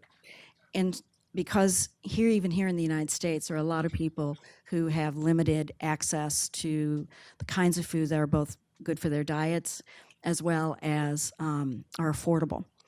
And so we believe, and one of the reasons we're partnering and hopefully supporting what Impossible Foods is trying to do, which is to get the cost of the Impossible meat down to an affordable price per pound. our intent is to lower the price on our burger if we can get there, because we know that that's one of the motivations is price. As long as it's expensive and they can't afford it, they're not going to be eating it, and we have to help them with that. So I'm going to turn this thunder round into a quick lightning round. We have about 2 more minutes for I'll take 2 questions and then 2 quick responses. And there was a hand here and Laura. So here and here. And don't worry, I saw more hands up. The panelists will be available, during the lunch. You can always go up and talk with them then. Let's start here. You had your hands up first. And then Laura. All right. Thank you. My name is Iftikhar Mustafa from the World Bank. Quick question to you, Richard. You mentioned about a lot of marketing analysis and so on, and it seems primarily in the US and Europe and so on. But if you look at the future, most of the growth is coming from outside the US, in China, in Nigeria, and so on. So I'd be very interested to find out what sort of analysis you're thinking of doing in that. And if I may just quickly put in another question, in terms of the demand side of things, is urban agriculture, the vertical farm that's taking place, because that will have an impact on your demand side. Have you, in the report, has that been looked into? Thank you. All right, Laura. Mine was slightly more of a comment than a question, which was connecting the dots back to where you started, Craig, with your composting, which is as we think about reducing the loss on farm, that we not jump immediately to using plastic packaging that then contributes to the emissions and pollution. Great. So, Richard, I think that question was for you. Okay, great. Thanks very much. So yes, that's a very, very good point, that looking at to the year 2050, pretty much all of the growth in demand in animal-based foods is going to be coming from the developing world and emerging economies. So, in some the solution set might look a little bit different there, just as the challenge is going to be different there. I mean, we're talking about here in the U.S., levels of meat consumption that have been high for decades and bringing it down, versus in China, it may be more about helping peak the demand in beef consumption earlier than it otherwise would, and similarly, maybe some of the language work that works in a U.S. market might not translate into a Chinese market as well. So with the Better Buying Lab, we've started some preliminary scoping work into, especially in China, and doing some of that language work as well, and seeing what language resonates. To the point on urban agriculture, we don't touch on it too much in the report, just because there's such a big theme is land use. And urban areas occupy about 1% of the planet. Meanwhile, agriculture, pasture and croplands occupy 37%. So the future of agriculture is likely to continue to be predominantly rural. That said, there's some contribution that urban agriculture can make. It's just not an enormous part of the solution, I would say, to sustainably feeding 10 billion people. Great. Well, let's give a round of applause for our panelists.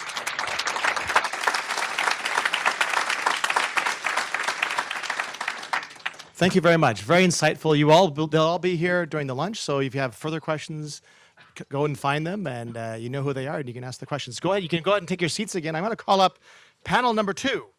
This thunder round is on the wicked problem that Tim mentioned around how do you both produce more yet also protect what remains, produce and protect. So I'm going to call up our 3 panelists.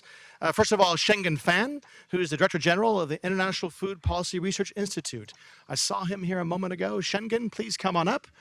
Secondly, here he comes. Come on up, Shengen.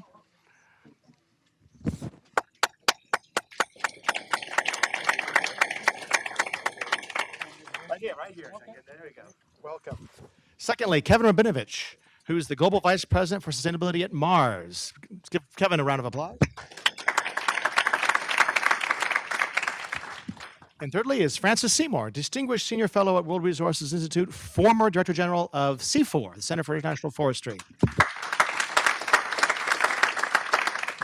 So you can just bet that basically food and forests are going to be part of this discussion here, right? So same rules as before. I'm going to introduce one rule, moderator's prerogative. Let's do one question per questioner. This go around to kind of maximize the amount of questions in the audience here. This really is, as we all heard in many of the presentations, Andrew, Laura, and Tim all talked about the importance of boosting yields, but at the same time, we've got to make sure that the yield enhancements don't then bleed off into further expansion, right? If you meet the IPCC recommendations and the Paris Agreement, we got to basically conserve forests, and we got to start restoring forests, right? We got to, and so this question of how do you both produce and protect, the wicked problem, right, is a challenge that lies is one of the important things that we highlight in this report. So I'd love to hear the thoughts of the three panelists here from your distinct perspectives on how do we actually achieve that. So Schengen, I'm going to start with you. We talk a lot about boosting crop and livestock yields on existing agricultural land.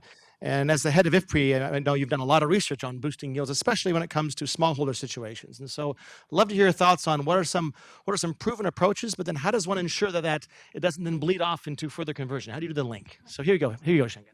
Well, firstly, thank you for the opportunity. I see great people here, Andrew, Craig, and many others who have worked with us for the last probably 10 or 15 years.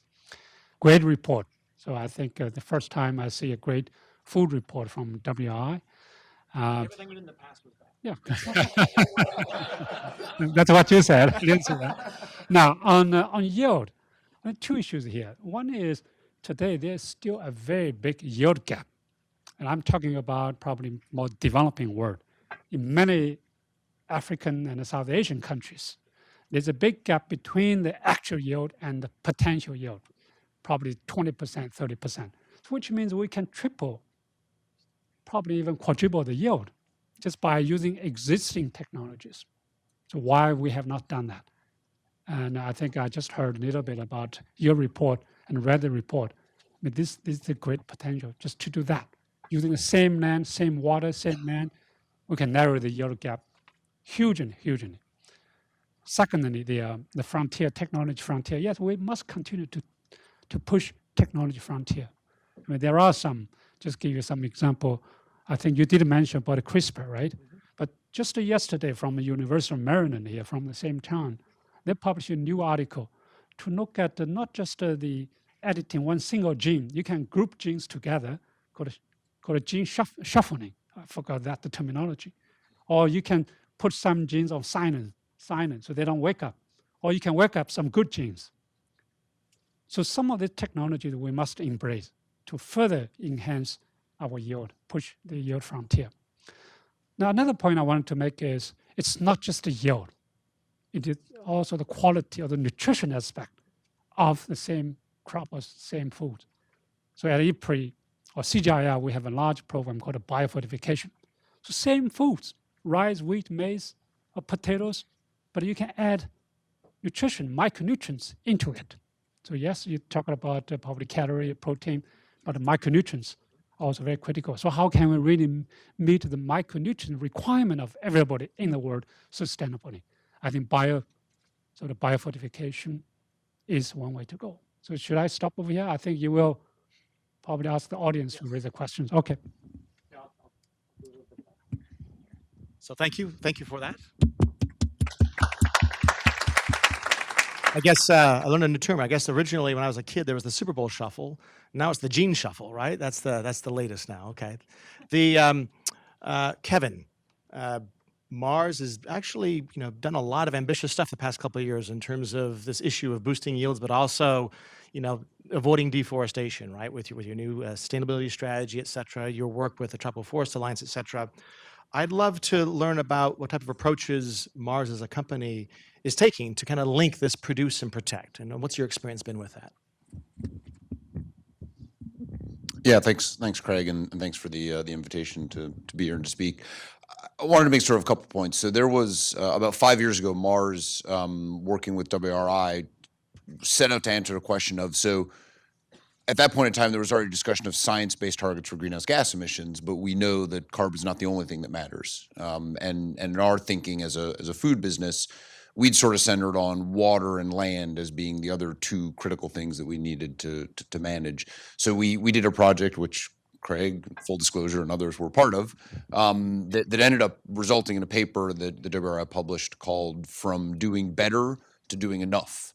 And so the idea being that we should actually be setting targets that fix the problem, don't just make it less worse. Revolutionary, right? And unfortunately, it is revolutionary, but separate problem. And interestingly, one of the things that came out of that, to the very short version of that, is the land target was basically hold land use flat. which is sort of what for agriculture, which is, or for human purposes, which is sort of what all the planetary boundaries work says, and you see it again in this report. And so that translated into actually the target that we set for ourselves, which was to hold the land use, physical hectare total occupation in our supply chain flat. So that's a target that we set in 2017, are now working towards. And obviously, we're going to hopefully continue to grow as a business, which probably means more products and more food.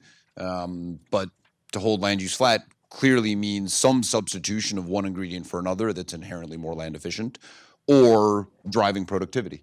And I think one of the, sometimes your objectives are in conflict with each other, but sometimes they line up. And to the point about productivity, one of the interesting opportunities is that some of the places in the world that have the highest yield improvement potentials and some of the crops that have the highest yield improvement potentials are also some of the farmers who are most in need of economic development. So smallholder farmers tend to have much larger yield gaps to what is possible than a highly sophisticated farmer driving $1 million tractor in Iowa.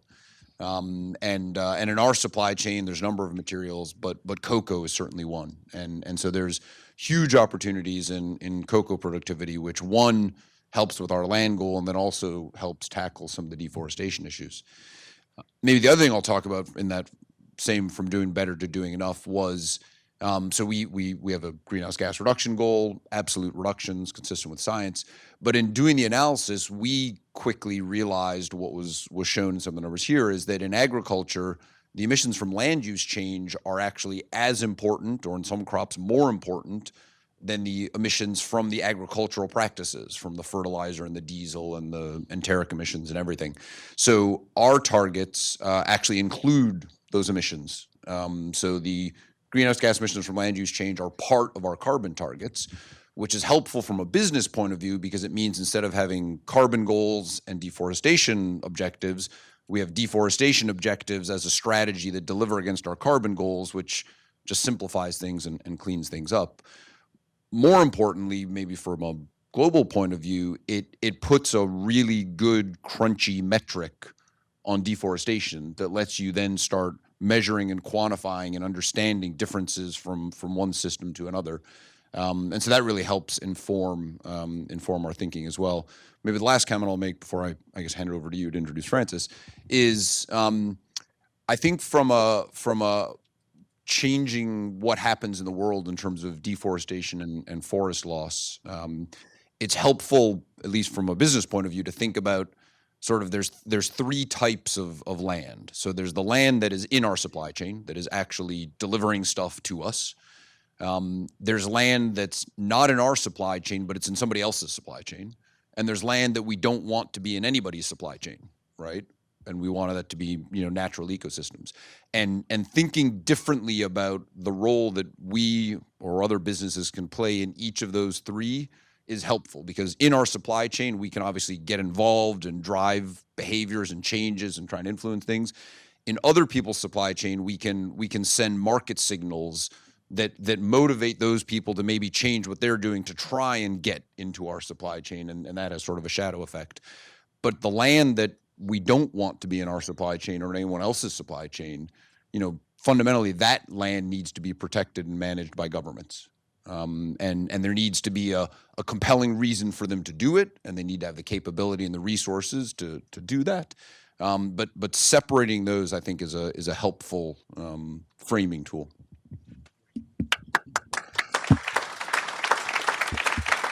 Thank you, Kevin. So on that, picking up the protection side, Francis, I'm really curious to hear your thoughts on, what does the evidence say in terms of what kind of works when it comes to the protection of natural ecosystems, and then how do we link that with this productivity challenge we've got? Francis.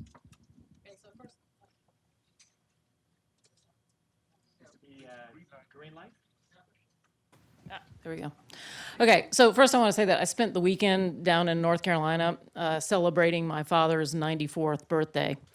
And this prompted me to do the complicated math to figure out that if I match his longevity, I'll still be around in 2050.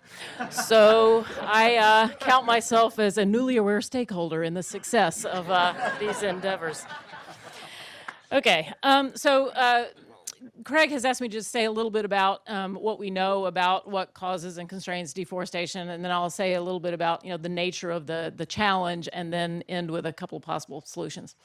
So first, just to establish, in case anybody missed the 2018 tree cover loss numbers that Global Forest Watch announced back in April, we are still losing, and losing badly, on the deforestation front. The overall trends continue to go up. We lost an area of primary tropical forest the size of Belgium in 2018, so big problem. We know quite a bit about what factors are associated with that forest loss. It includes high commodity prices for food commodities. It includes building roads, into the rainforest to create access. It includes providing rural support payments to farmers. Many of these things, related to agricultural development. So we have a negative dynamic there.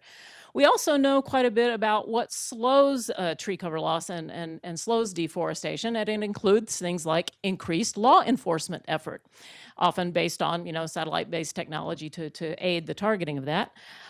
It includes things like establishing and enforcing protected areas. It includes things like recognizing and protecting indigenous peoples' rights. So we actually know, what accelerates. We know what slows. But the nature of the challenge is twofold.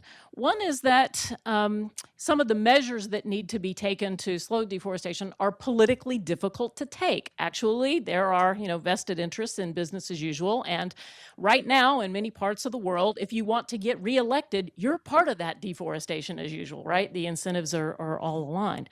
The second part of the challenge is that the solutions we have to slow deforestation and the solutions we've been hearing about to improve productivity tend not to be automatically linked.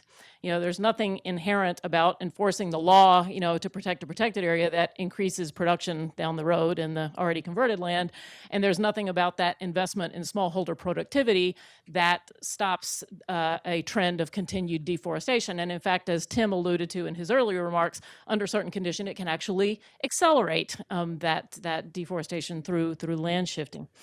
So clearly the nature of the challenge is to, one, find ways to link those production and protection objectives.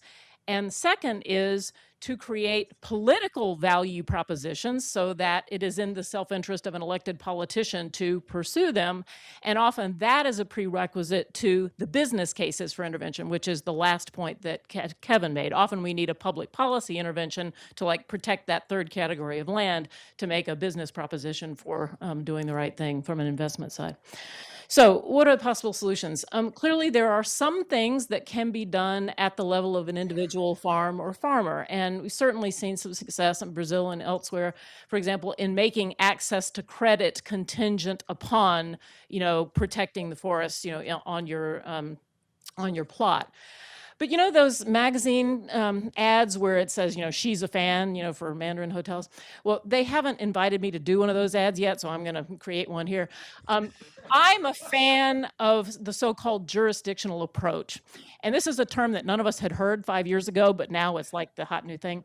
And even though there are a lot of people who are skeptical about it, I'm a fan. And for those who are uninitiated, the jurisdictional approach is an attempt to focus a set of stacked incentives at the level of subnational jurisdiction, so a province, a state, maybe a district, which actually is the locus of decision-making authority over land and land use planning in a lot of countries. And in fact, in the World Resources Report, it's big emphasis on better land use planning. Well, actually, you got to take this to the level of the people who make those decisions, right? And so the stacked incentives can include, guess what? Climate finance, REDD+, the great idea that's hardly been tried of, rewarding jurisdictions that reduce deforestation with cash on the line.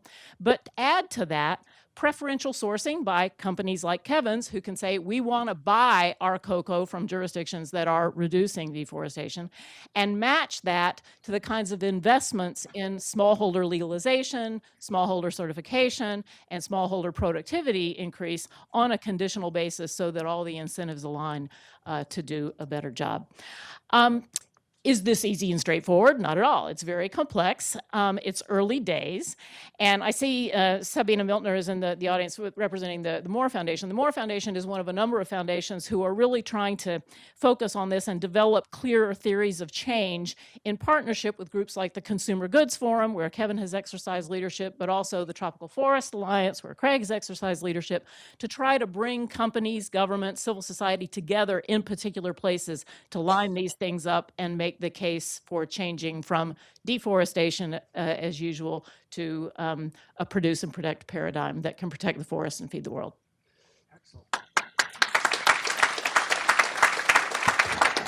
Thank you, Francis. So we're going to go now to the questions. You know the rules of the game here.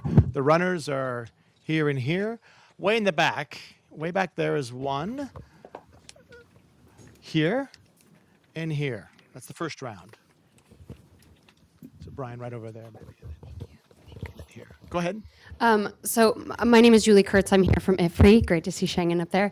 My question is about how these larger supply chains and collaborating with something like maize, wheat, rice that may be biofortified, but is not a complete diet in itself. And I'm kind of wondering about the overlap between protection of culture and some of more traditional diets and protection of ecological systems. And are we at risk of destroying scientific traditional culinary knowledge as we expand access to global food systems, but there may be these major nutrition trade-offs as people become involved in high quality supply chains, but there may be these externalities that we're not thinking about. Great, thanks. We'll go here, the mic's there, and then the microphone down here. So go ahead. Hi, name is Todd Wickersham, Beneficial Results.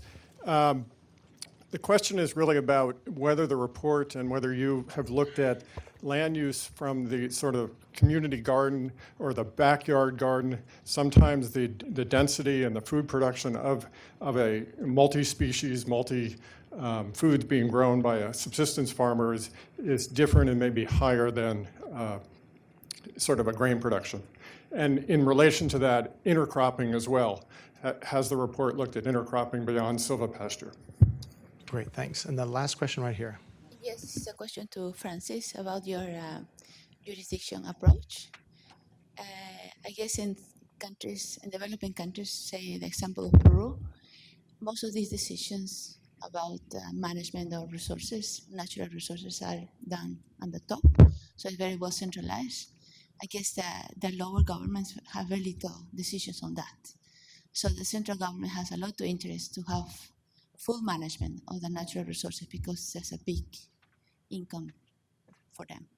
So I'm not so sure your approaches will be applied to developing countries. Yes.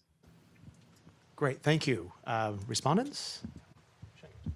I think the probably previous speakers must have mentioned Eat-Lancet report. If it's not, I'm going to mention it here. So the Eat-Lancet report really look at our diets. So healthy diets from our sustainable food system. But what is a healthy diet? It's very much sort of a local contextualized. So that's a healthy diet in Western China probably will be very different from a healthy diet from California. Depend on local products, depend on even your genes. You know, there is a new science called precision nutrition. So you have to analyze your gene. I just analyze my gene to tell me what should I eat, what I shouldn't, based on my own genetic background. So the bottom line here is this so-called healthy diets must be developed using local knowledge, local production system, and be driven by the local people. So they will have the same results. But some principles will be there. For example, globally, we must reduce meat consumption, particularly red meat consumption. We must eat more fruits, vegetables, more beans. But we must treat the development countries very differently.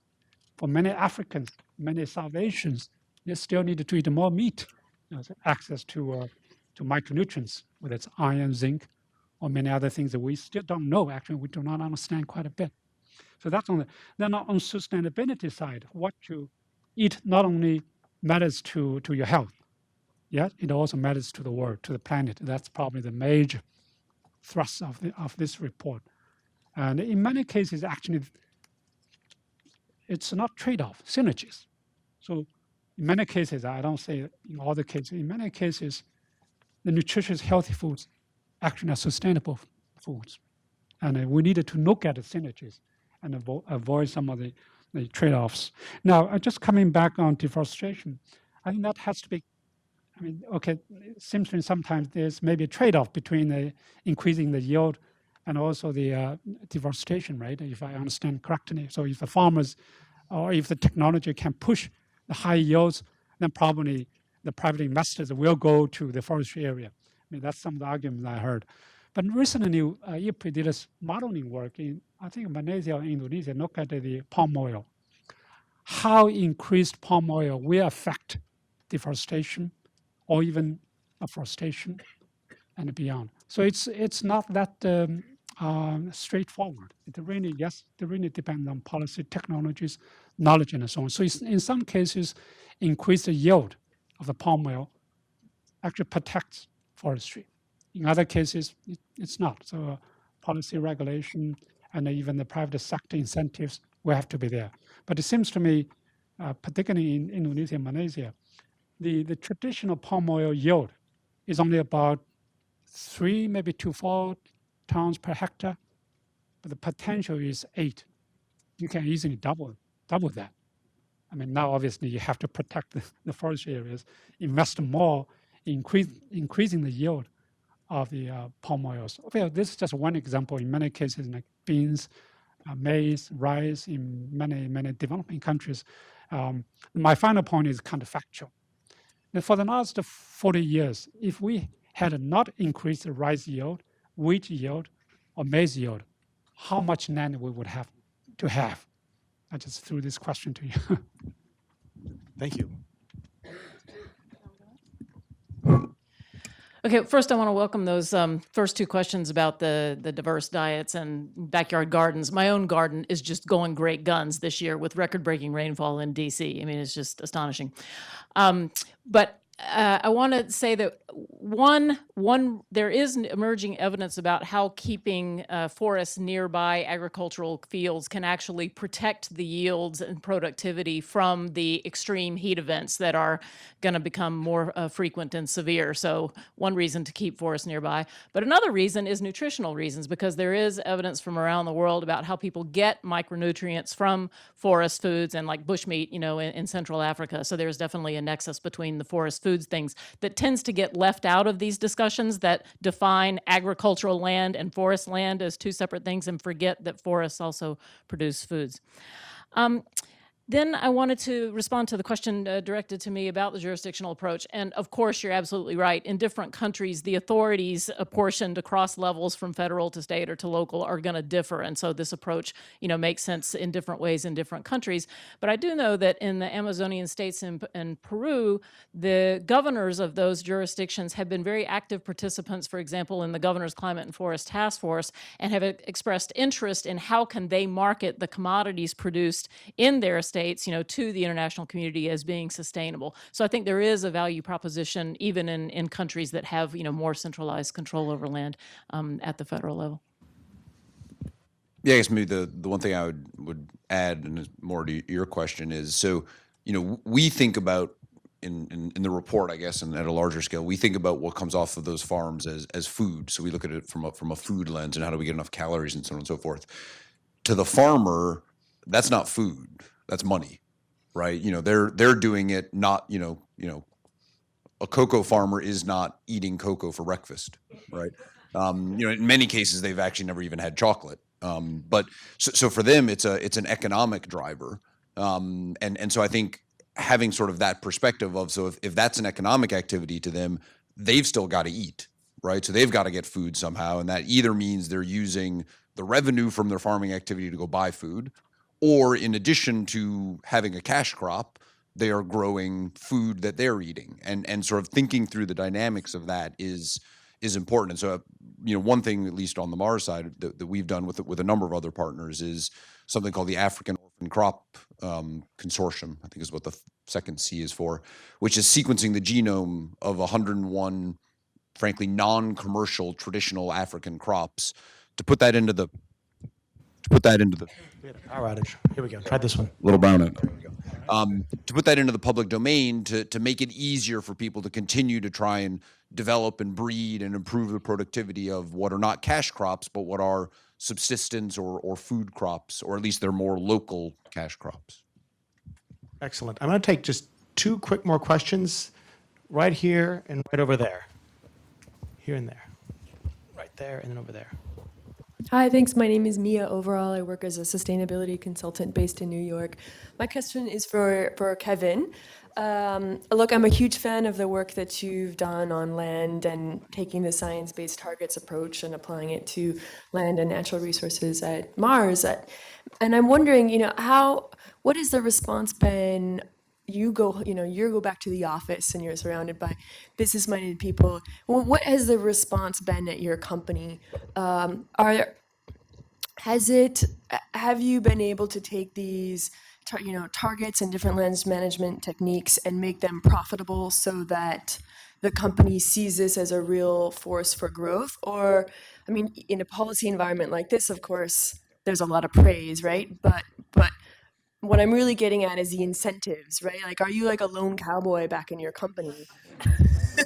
or have you managed to make this support the bottom line such that other companies will see what you're doing and want to quickly follow suit? All right, the lone cowboy question. And there's one more question right over there. Hello, my name is Patrick Johnson, and I'm a diversity. I'm a permaculture designer. But anyway, my question has to do with two things. First of all, the kind of reluctance that consumers have about consuming genetically modified foods. That will be a challenge in terms of developing crops that are more suited to better utilize the current land that we have. So how are we going to overcome that particular hurdle? That's one question. And then the second question is, how do we get these policies on the local level to be enforced? Because I think you made a very important point. Because, for example, protecting wetlands, that's already a policy that most places in the developed world already have in place. But the enforcement of that happens on a local level, and if an official is not aware that somebody's clear cutting the wetlands, for example, then the chances are it's not going to be enforced. So how do we get better enforcement on a local level? Great. All right, Kevin, you want to start? Yeah, I don't get called a cowboy all that often, so thank you for that. Yeah, so maybe I'll make a couple comments. So one is, I think for most sustainability objectives, renewable electricity possibly being an exception to this, there is often a positive business case, but you have to draw a larger circle usually to make that work, right? So if you just look at the price of the raw material that you're paying today versus the price you'll pay, from a more responsible production system, that often doesn't pencil out well, right? But if you expand the circle of the analysis to say, well, but if I don't do anything, what's going to happen to the price of that raw material in the future? And sort of what does that trajectory look like versus the trajectory from a more responsible sourcing? If I expand the circle out to say, and how does this affect my corporate reputation and my access to markets, my access to consumers, and how regulators are going to treat me?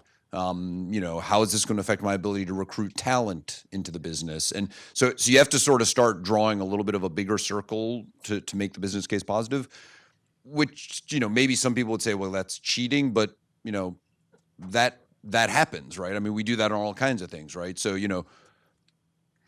something like 80% of the valuation of the S&P 500 is intangibles, right? That's all having drawn a bigger circle, right? So the whole world believes in drawing bigger circles and in making decisions. And so I think sometimes sustainability gets held in some ways, I think, to a stricter standard, and that, you're not really allowed to value things like reputation. And so that's sort of one thought. I think the other place where sustainability initiatives often get held to a higher standard is So we as like every other business have growth ambitions. You know, we have pretty clear ideas of how we're going to do it for the next 2 to 3 years.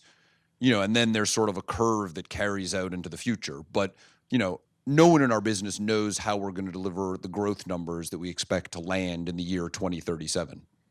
But if I show up with a greenhouse gas target that runs out to 2040 and can't explain how I'm going to deliver the 2037 part of that plan, right? And you know, so you know, the argument we've made, which I think has carried the day internally and should for everyone else, is as long as you've got a, you know, maybe 3 to 5 year roadmap of like what you're going to do that's going to keep you on the path you need to be on, one, and two, that there isn't some inherent fundamental barrier that you know you're going to hit, right? So just not knowing how you're going to do, you know, years 5 through 25, I don't think should be a barrier to getting going, unless you know actually there's an immovable wall I'm going to run into at year 7. And so therefore that, you know, so I think those two arguments expanded significantly and with lots of spreadsheets and numbers have carried the day. So no, I'm not a lone cowboy. The goals that we've committed to are were signed off by our management team and our board and are on their scorecard and metrics and long-term compensation and everything else. So. Great. Any takers in the last question? GMOs. Okay. Okay. GMO, I think the science-based regulation policy will be so critical. By the way, CRISPR or gene editing is not a GMO. They just to try to, you know, edit down something or enhance something. But not many people know that. There is a difference. Now, I learned quite a bit for the last probably 2 or 3 years. We used to be CGIAR, technology, food, agriculture people. We don't engage with people like you or environmental side, environmentalists. Recently, I was engaged with 40 people, environmentalists. And then I try to listen to them. You know, hey, they always treat us as enemies. Agriculture is a problem. Food is a problem. Then we said, you guys, environmentalists always try to hinder us. GMO, all these things. In fact, through that dialogue, we actually converged. What is the key point there is climate change. Because on climate change, we cannot afford to be different. You know, just to promote, let's say, productivity technology without taking into consideration of natural resources, climate change, and vice versa. So I think this sort of more dialogue, more understanding by bringing data evidence there is a start. That's from. But if I just allow me, do we have a chance to come back? This is your chance. Okay, this is my chance. Jorgen is here, and I think Anne is here. I think policy is also so critical in enhancing our yield sustainably and nutritiously. Subsidies, I think probably your report mentioned about the agriculture support, I think whether it's $400 billion or $600 billion, right? What is that number? $600 billion, right? 507, okay. We can debate about that magnitude. We must work on it. We must reform it. But don't reduce it, right? We agree. We still use that money for agriculture, for food. Keep $600 billion in our sector. But we can really reorient, reprioritize that to really make sure that we have enough money to innovate technologies. We have enough money to support nutritious, healthy food production. We have enough money to promote more sustainable food production and protect our natural resources. So subsidy reform is a big issue. I really hope WI and many others here can also begin to look at that issue together with us, like food, agriculture, or investment, or financing people. Thank you. So thanks so much for the question about local enforcement. I have 3 answers to that question. The first is to highlight the self-interest both to farmers, public opinion, and political leaders of why enforcing the law and keeping forests and wetlands intact, is locally important. So I mentioned this new research showing about that, agricultural productivity can be protected from extreme, heat temperatures by keeping some forests nearby. We saw recently in Indonesia, since you mentioned wetlands, that, a national level moratorium extended to all, peatland opening as the result of the catastrophic forest fires in 2015, where everybody sort of woke up. It's like, oh gosh, it's in everybody's self-interest to tamp down these fires. Second answer is to reward, good performance. And so I mentioned RED Plus, under the Climate Convention, which is international cash transfers, to jurisdictions that are reducing deforestation or emissions from deforestation against a baseline. But it can also be domestic. You can load in reward to domestic fiscal policies to, transfer more funds to those jurisdictions that maintain forest cover. And India is experimenting with that. But reward can come in other forms. There can be market incentives. I mentioned consumer goods forum companies, committing to preferentially sourcing commodities from jurisdictions that are performing better. And then let's be clear, reputational benefits also count. The governors that get their picture taken with Leonardo DiCaprio in Paris, they're gung-ho. They want to be part of this team, So if you stack all those up, you might get somewhere. And then finally, there is the transparency element to this. And last month we had a Global Forest Watch User Summit here in Washington, and all these great practitioners and scientists from all over the world who are doing cool stuff with, satellite imagery. And there was this NGO from Indonesia that talked about how effective it was for them to take this data about the tree cover loss, like you mentioned, how do you know that it's happening to enforce law, and calling a press conference that shows, where, forest is being cleared or wetlands are being converted. And that kind of transparency empowers the progressive elements within government who want to do something about it, and embarrasses the ones who were sort of hoping that it could go along and keep it quiet. So I think those three things, the enlightened self-interest, cash, and other kinds of reward, and make it transparent about what needs to be done. All right, let's give a round of applause for our panelists. You can go ahead and take your seats. Thank you very much. That was great. That was great. We have one more panel, and then you can have your impossible slider at noon. This one's really, like everyone, this is exciting technologies. We heard a lot about technology. So I'm going to call to the front here. First of all, Liz Calvez, North America Regional Manager of External Communications at DSM. Welcome, Liz.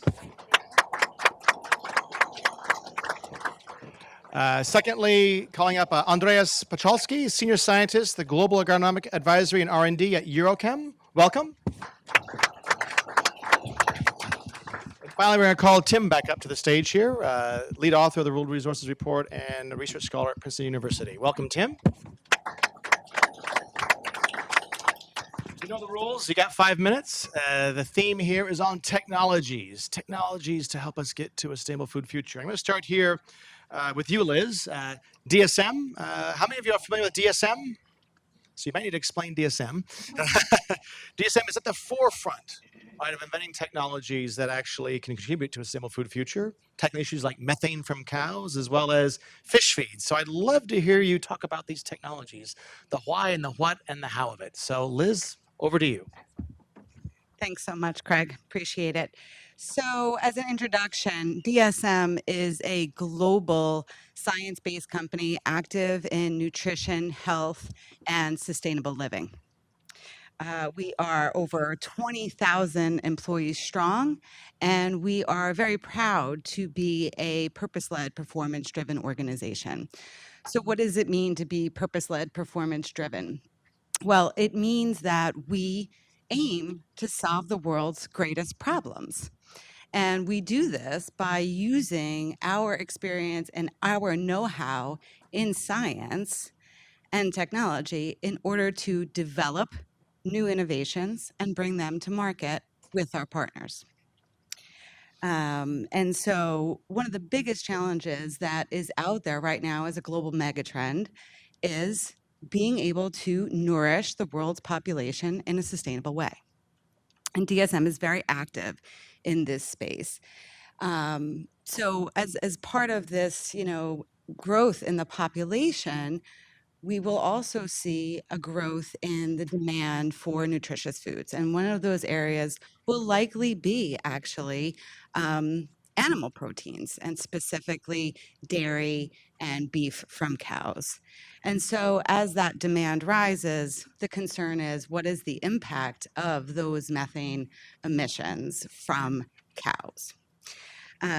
So right now, currently, the global agricultural systems and food systems, they account for roughly 20% of those greenhouse gases. And dairy cows and cattle account for roughly 14% of those greenhouse gases in the form of methane emissions through cows that are burping. And so we as DSM, our scientists sat back and said, okay, so what would happen? Is it possible? Could we reduce the amount of methane emission from cows? And voila, it actually is indeed possible. And that's what we're doing right now. So our scientists were able to identify and isolate a compound molecule known as 3-NOP. And this molecule essentially is attached to, well, it's introduced into the animal feed. And once the cow eats this, it attaches itself to one of the enzymes that helps the cow digest its food. And by attaching itself to the enzyme, it kind of disables a mechanism within it and reduces the amount of methane produced by roughly 30%. It has no impact to the animal's health. It has no impact to the amount of feed that you need to give to the animal, and it has no impact to the productivity of the animal. So think about a cow producing milk. And so those are spectacular results. And, you know, just imagine what would happen if the global population of dairy cows and cattle were fed that new food additive. The results could be tremendous. So then the other example that I'd like to move on to is taking us from the land over to our oceans. Again, as the world's population grows, we will be looking to feed people proteins, and fish contain protein and essential fatty acids that are necessary for people to develop their full cognitive and physical potential. Fish specifically have DHA and EPA contained within them. And so DSM, you know, sits back and says, okay, looked at what is going on currently in the fishing space, right? So we know that our oceans are overfished. And actually, a lot of the wild caught fish is not actually fed to humans, but it's actually fed to other fish that are contained within fish farms. So if you think about the demand for fish going up, but the population of fish in the ocean actually going down year over year, the concern is that that's really not a sustainable solution. So DSM partnered with Evonik, and together we created Veramaris. So DSM has a long-standing history of advances in biotechnology. We have very specific knowledge of marine organisms, including algae, and we have more than 100 years of experience in fermentation. Whereas our partners at Evonik, they are really well versed in biotechnology production, and they have a technical know-how and capability in Nebraska. And so just last week, we celebrated the first production of the Veramaris algal oil. And what's so unique about this algal oil is, first of all, it is created from algae, so not from another fish source. So it kind of, you know, bypasses all these other fish in the food chain, which then lessens the dependence on that finite resource. But it's really the only one that has EPA and DHA. And those two together are truly essential.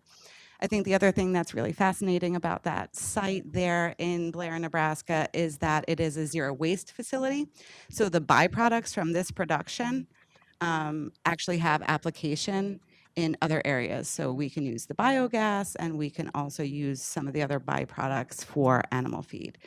So again, a really stellar way to reduce the dependency of a finite resource, but then also enable us to be able to feed the world's population in a sustainable way.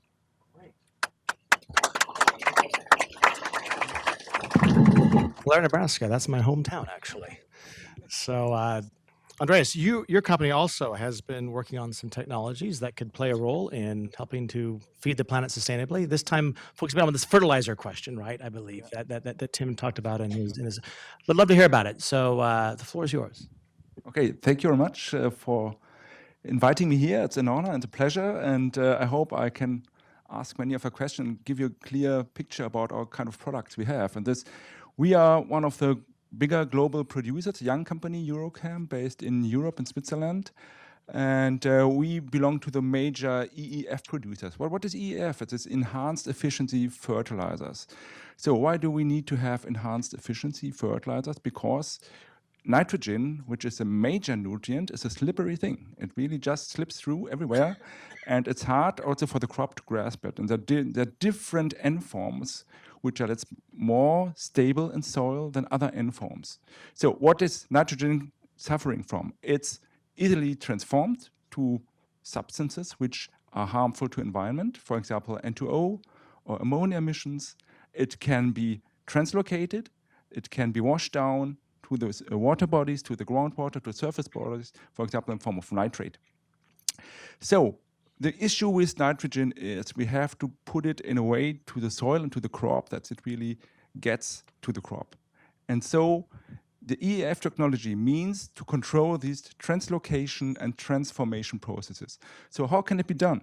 Translocation, for example, by coating the fertilizers. And this is typically the so-called slow-released or controlled-released fertilizers. We're not active in that. Scientifically, yes, but not on the market with products. And then the second group is stabilized fertilizers, and that is the nitrogen fertilizers where you control the transformation of the nitrogen. And this mainly two groups. It's urease inhibitors, which control ammonia emissions from fertilizers, and we have nitrification inhibitors, which just inhibits the transformation of applied ammonium from organic or from mineral synthetic fertilizer end sources to nitrate, which is more mobile in soil and also is a source, nitrate a source of, for example, N2O emissions, okay?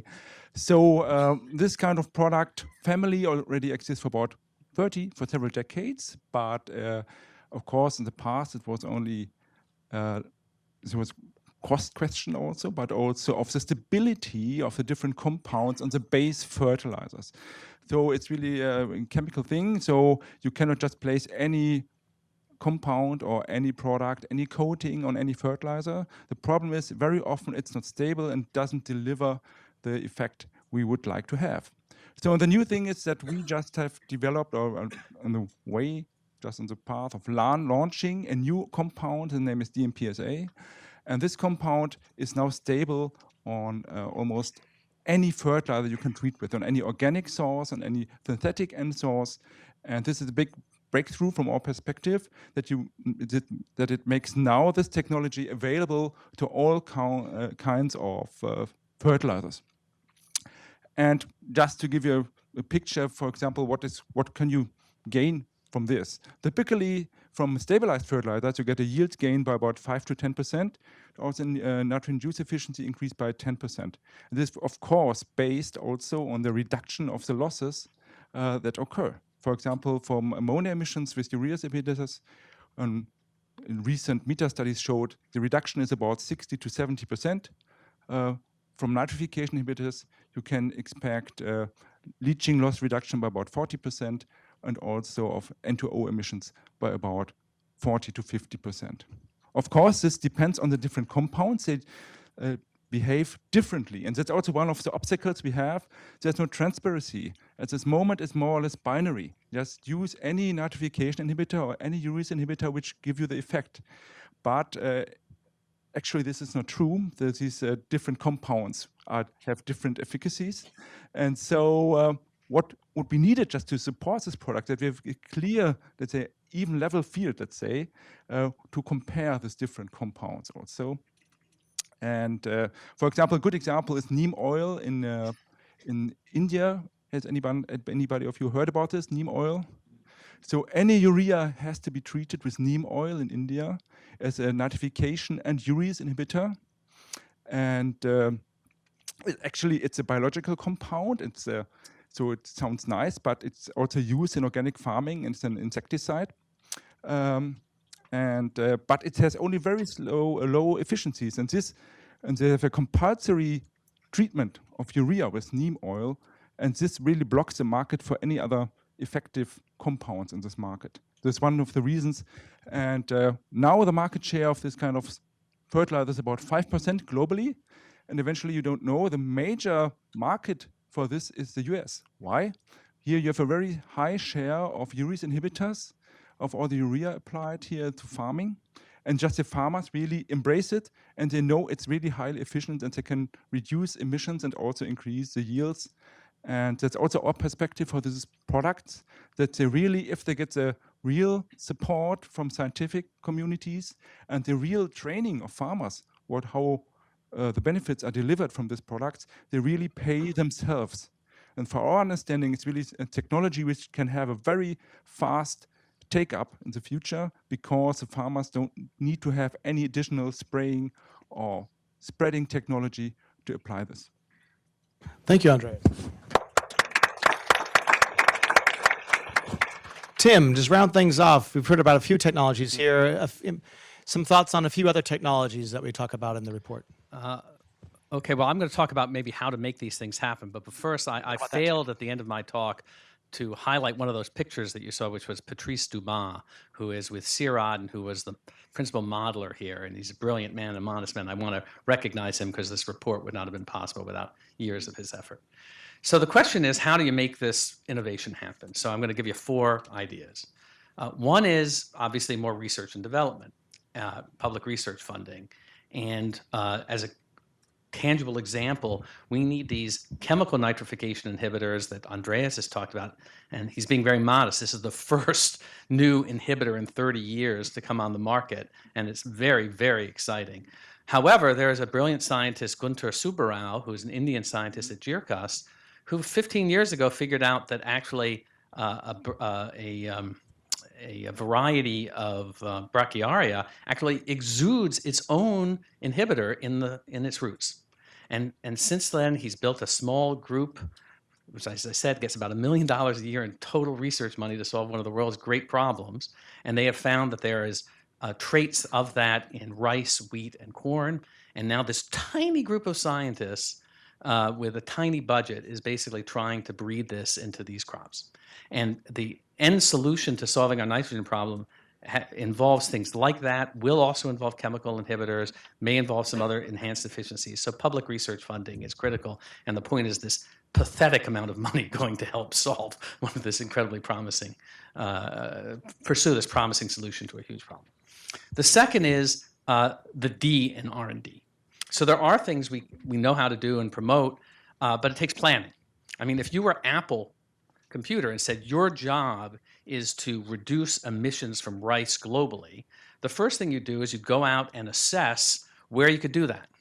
Which rice fields can do which type of water management that reduces emissions, what are the varieties that produce less rice, and you systematically do that, and you come up with a strategic plan for each location. There is nobody who does that in agriculture. No one is responsible for that. There is no entity that does that. There has to be that kind of tangible planning effort. And frankly, in a way to move technology forward, we need to be less holistic and more targeted. In other words, we need people who are trying to push things forward, for example, in rice or nitrogen, that are specifically targeted at moving that forward. Not to say, well, maybe we can do something else here. No, we got to move the technology forward. And that means some international body, could be the World Bank, could be else, should be funding these teams of specialists who can learn and work with locals, funding these kinds of plans in a tangible way to move this stuff forward. The third opportunity is something we spent a lot of time in the report talking about, which is flexible regulation. So nitrification inhibitors are a good example. You do an analysis of it, you can't figure out why more farmers aren't using them. They seem to have yield benefits that pay for the costs in general. But there's probably the explanation is that there's a high variability in terms of the performance. And tiny amounts of money have been put into kind of advancing them. So we need pushes for that. So one idea in the report we came up with, and the paper we also had in Nature Sustainability, is for governments to establish essentially the equivalent of kind of target standards you can think of as low nitrogen emissions CAFE standards for fertilizer. And the idea would be that fertilizer companies would be responsible over time to increase the percentage of fertilizer they sell with inhibitors and to increase the effectiveness of that, providing an incentive, a guaranteed market to increase this and move technology forward. It could start small. We know that there are plenty of farmers today who would benefit from this. It would give the incentive not just to make compounds better, but to help identify which farmers will benefit most from it in order to target that. This is a lot like increased efficiency standards for vehicles and how you push technology over time. Another example we had was a government could say, well, look, we are simply going to require the implementation of a technology like methane inhibition in cows at a point at which the cost reaches a target level, $15, $20 a ton, something like that maybe, to move that forward. And that could also be supported with government support, like the CAP, the European funding program there. And then there's one example where we think manure management is just a case of a failed regulation because there's so many problems associated with manure. We do some analysis of the costs of controlling it. But again, the best way to do this in the US, for example, almost all of a handful of large companies control virtually all the pork production. Put the burden on them so that they have to increase over time the percentage of the pork that they buy that is done with properly managed manure, and therefore create incentives to come up with better and cheaper technologies over time. So that's the third idea. And then the last idea is, again, when we're doing these international aid programs, there really has to be additional incentives for countries willing to pursue more innovative technologies. It's hard to go beyond the standard basic good agricultural management practices. So there has to be built in some real incentives in order for people to go beyond that. So those are 4 ideas for how we think we can move this forward. And I have to say, we're just incredibly excited by what your 2 companies have done. It's just, as I said, in the course of writing this report, when we're ready to jump over a cliff, when we hear about some of yours, it kept us going. All right, thank you, Tim. Questions? Runners come up, questions. So one right here, Brian. One way back there, and one here. Go ahead. Hi, my name's Covey Wilkins. I work for a company called Development Finance International. Working with smallholder farmers, particularly in Africa, I would say a common trend in a lot of the research I read about, things like World Bank project documents, how implementation of these programs goes. One of the common themes is lack of adoption of new technologies by smallholder farmers for a variety of reasons. Maybe simply just because they're continually promised that this new solution will be the magic silver bullet. Everybody knows there's no real silver bullet. So as we go over these next 30 planting seasons, how do you kind of manage, the need to triple yields in Africa with the resistance to continually be adopting these new technologies? Thank you. There's a question back here, and there was and right here. Can you give her the microphone while Brian gives us the microphone over there? Great. Go ahead here. All right. Hi, I'm Sarah Brickman from Mighty Earth, and my question is related to a slide we saw at the very beginning, where we know there are 700 dead zones all over the world, partly caused by nutrient runoff. And so I'm wondering how we can balance the positive yield impacts that we can see from agricultural inputs with the negative externalities that we also know can be associated with industrial agricultural systems. Great. And the final question was back here. I have a question that might be directed to Tim. I come from a 30-year engineering construction background before going into nonprofit work, and I'm wondering about mechanical technology versus chemical technology. So when it comes to issues like Gita was talking about with food waste and being able to transport food, is anybody looking at experimental drone programs to start small, get drones to get products from small farms to middle areas where they can be then redistributed so that A, we're not building as many roads, and there are more flexible mechanisms for moving produce and other products through the markets? Just a more mechanical question than a chemical. Great. All right. Who wants to go first? Okay, you can take this. Okay, thanks for your questions. With respect to smallholder farmers, I can say we are already quite active in smallholder farming in Southeast Asia, so that's no problem. It's only a bagging thing, how you can bag it and whether your customer can bag it or not. Stability is also no issue. But if we come back to specific countries like, for example, Africa, there's really the problem in the logistic chain. You know, there's so much dilution of product within the logistic chain, in particular fertilizer products. So it's really very difficult to target the smallholder farmers in particular regions. It's something that which fertilizer companies is hard to control. So I think, as I said already, farmers could start directly with our technology. Of course, it's a balanced fertilization that is needed. And in some countries, also an increase in fertilization, in particular of, for example, potash is needed to increase, to boost the yields also. And also, let's say the benefits from our products are also readily available as long as the logistic chain works properly.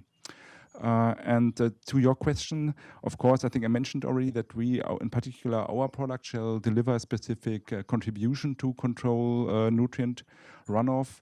And as I said already, we are quite successful with cash crop farmers with our products in Southeast Asia, where we have a big runoff and leaching problem. Of course, it's diluted because they have so much rain, so it's not really so much a water quality issue, but it's a loss problem for sure. And in these countries, it's really a big success of these kind of products, and we'll probably see much more growth there. We are quite confident. And so also the farmers and the customers are already asking for new products. They really want to see it in the market. And I must just to support what Tim has said, sometime regulatory issues are really a big stumbling block to get the products to the markets. Anyone else want to comment on the questions? So first with regard to small farmers, economists, academics like me like to write papers gnashing our teeth about why they're so slow to adopt technology. But the reality is that actually when there are high rates of return, small farmers adopt technology very, very rapidly. I mean, the Green Revolution caused massive changes by vast numbers of farmers very quickly. Back in the US when they were smaller, you know, when you had hybrid corn, it was adopted within 5-10 years. So there are places where markets aren't working and there's real problems there. But the fact is that the key thing is you got to make it more than a 5 or 10% rate of return because that's too risky. And exactly what you said, small farmers have been told, oh, this is going to make you a 5%, 10% rate of return and had disasters. They say, no, I want a 40% rate of return. So basically you got to come up with things that have a 40% rate of return. But the other is to focus on innovation at the input supply level. And so that's to some extent what we're talking about, making things easier. So it's not just putting the burden on the small farmers themselves. For nitrogen, the key issue is achieving really fantastic levels of nitrogen use efficiency. So basically now about 55% of all nitrogen that gets into farm fields is lost to the environment, and we need to probably get that up to like 80%. And the way to do that, you're going to need not just standard better management, but you're going to need technologies that keep the nitrogen around. What Andreas was talking about, the problem with nitrogen is that the minute it goes down, boom, microorganisms are turning it into nitrate. The minute it's turned into nitrate, first of all, you can lose a lot of ammonium in the process, and secondly, it tends to run off in water. And we basically have to keep nitrogen around in the form of ammonium a lot longer. And this is what Andreas's product does. This is what biological nitrification does. There may also be an opportunity to do more nitrogen fixing crops and things like that. So you took this whole suite of things, but basically we have to achieve a overwhelmingly higher rate of nitrogen use efficiency. And I think the last question was, about machinery. So drones, I hadn't heard about using drones as a delivery mechanism. I'd be a little bit skeptical of that because, and maybe it sounds like somebody knows something more about that,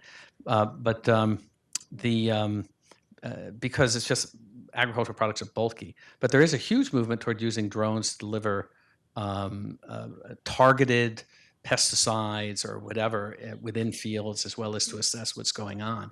And in the developed world, drones are just going to be ubiquitous soon.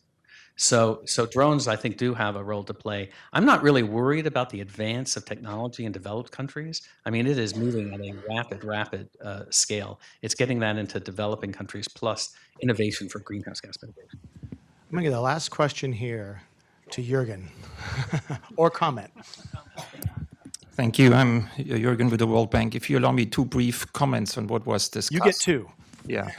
So on the nitrogen, if we put the same amount of research money into finding alternatives to what we have today, which is highly inefficient, hugely damaging to the environment, that we put into solar panel development over the last 30 years, we would have a solution that would work. And my guess is it will not be a chemical solution, it'll be a natural or biological solution. There is lots of innovative stuff out there. We don't, like you say, minuscule budgets, $1 million here, $1 million there. Why are we surprised that we're not making progress? This is a huge problem globally, and we can do a lot more in investing in it. The second one is, I have a suggestion for action coming out of this morning's conversation by putting 2 things together. DSM has developed this incredible product, a feed additive for ruminant livestock, 25 to 30% reduction in methane emissions. One of the world's largest problems, and we actually have a solution to 30%, and it's not happening. The farmers are not buying it because it costs money, and they get nothing more for their milk or their meat. Okay, so what is the solution? We talked about $560 billion of agricultural subsidies. Why not redirect some of that money and tie it to the farming system that these farmers use, that they follow certain principles? One is to reduce their methane emissions and provide an incentive for the farmers to use that. That combined with a breeding strategy in cattle could get us 50% reduction. Right now, there is no breeding strategy globally that exploits the genetic diversity in existing ruminant populations. If you just do that and get them to the top 10%, you solve half the problem. And it's easily doable. My suggestion is that we, the people in this room, make this a high priority in the next 5 months to get it done. Because certainly from the World Bank side, I'm flying to Brussels next week to have a conversation just around that. Excellent. There's not a better way to end this panel. So let's give the panelists a round of applause. You can go back and take your seats.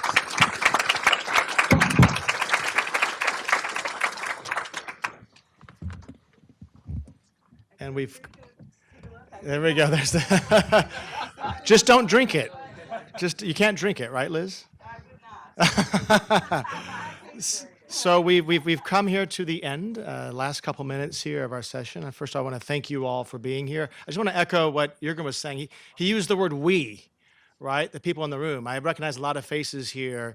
This is a crowd that's already convinced or nearly convinced, and there are a lot of players in the room here that are going to help make these solutions, right? It's not going to happen. There's no silver bullet. There's no silver menu item, but there's a lot of cross-functional collaboration here that can make it happen. Public sector, private sector. We know the solution. It's not that we don't know what to do. It's the how, now, and the who. So I would like to make sure that we all think about that and take on Jürgen's challenge here.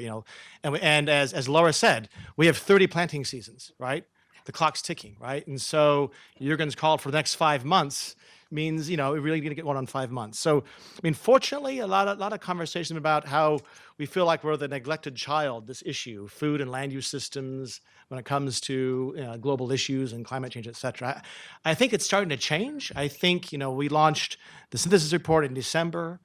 Eat Lancet came out in January. We have our launch right now in September. The Food and Land Use Coalition has come out with another report, similar kind of re-emphasizing kind of the same messages and the same urgency here. I think this issue is starting to bubble up. And it kind of helps me, it kind of reminds me of a saying I like to say that in the end, it's food, fuel, and footnotes. And what I mean by that is if you think about it, right? If we're ever going to basically break the tension between human development, economic development, and the environment, we have to fix 2 things, right? The human quest for food and the human quest for fuel, right? Think about all the things that link to that. Today, we heard a lot about the food system, right? Deal with the food system, impacts on climate change, on land use change, on biodiversity, on water. It's in the report. We didn't talk about it today. Agriculture consumes, withdraws 70% of the world's fresh water, consumes even more of that, right? So it's a water issue, right? Energy system, now what I mean by fuel, right? It's the biggest emitter of GHG emissions, right? It's the second biggest user of freshwater systems, right? It's a big contributor to air pollution, et cetera, right? So at the heart of many of our environment development issues is really the human quest for food and fuel. But both of these systems are fundamental for human development, right? We need to eat. Energy makes our lives better, right? And at the same time, it creates jobs, economic development. And at the same time, if you're a government, right, a shortage of two things can make you fall, right? We know shortage of food and a shortage of fuel, right? The riots in the streets. So these two issues are so fundamental. So as I think about all this stuff, at the end of the day, it's really about creating a sustainable food system, our discussion today, as well as creating a sustainable fuel system. Food, fuel, all the rest is footnotes. So with that, I want to say thank you. There is food out there. The Impossible, for those of you that came here just for having an Impossible slider, you have the endurance of 3 hours to get to your hamburger here. So congratulations on that. Just two quick announcements. One is that at 12:45, you're going to hear a chime. Jillian's going to walk around with a chime.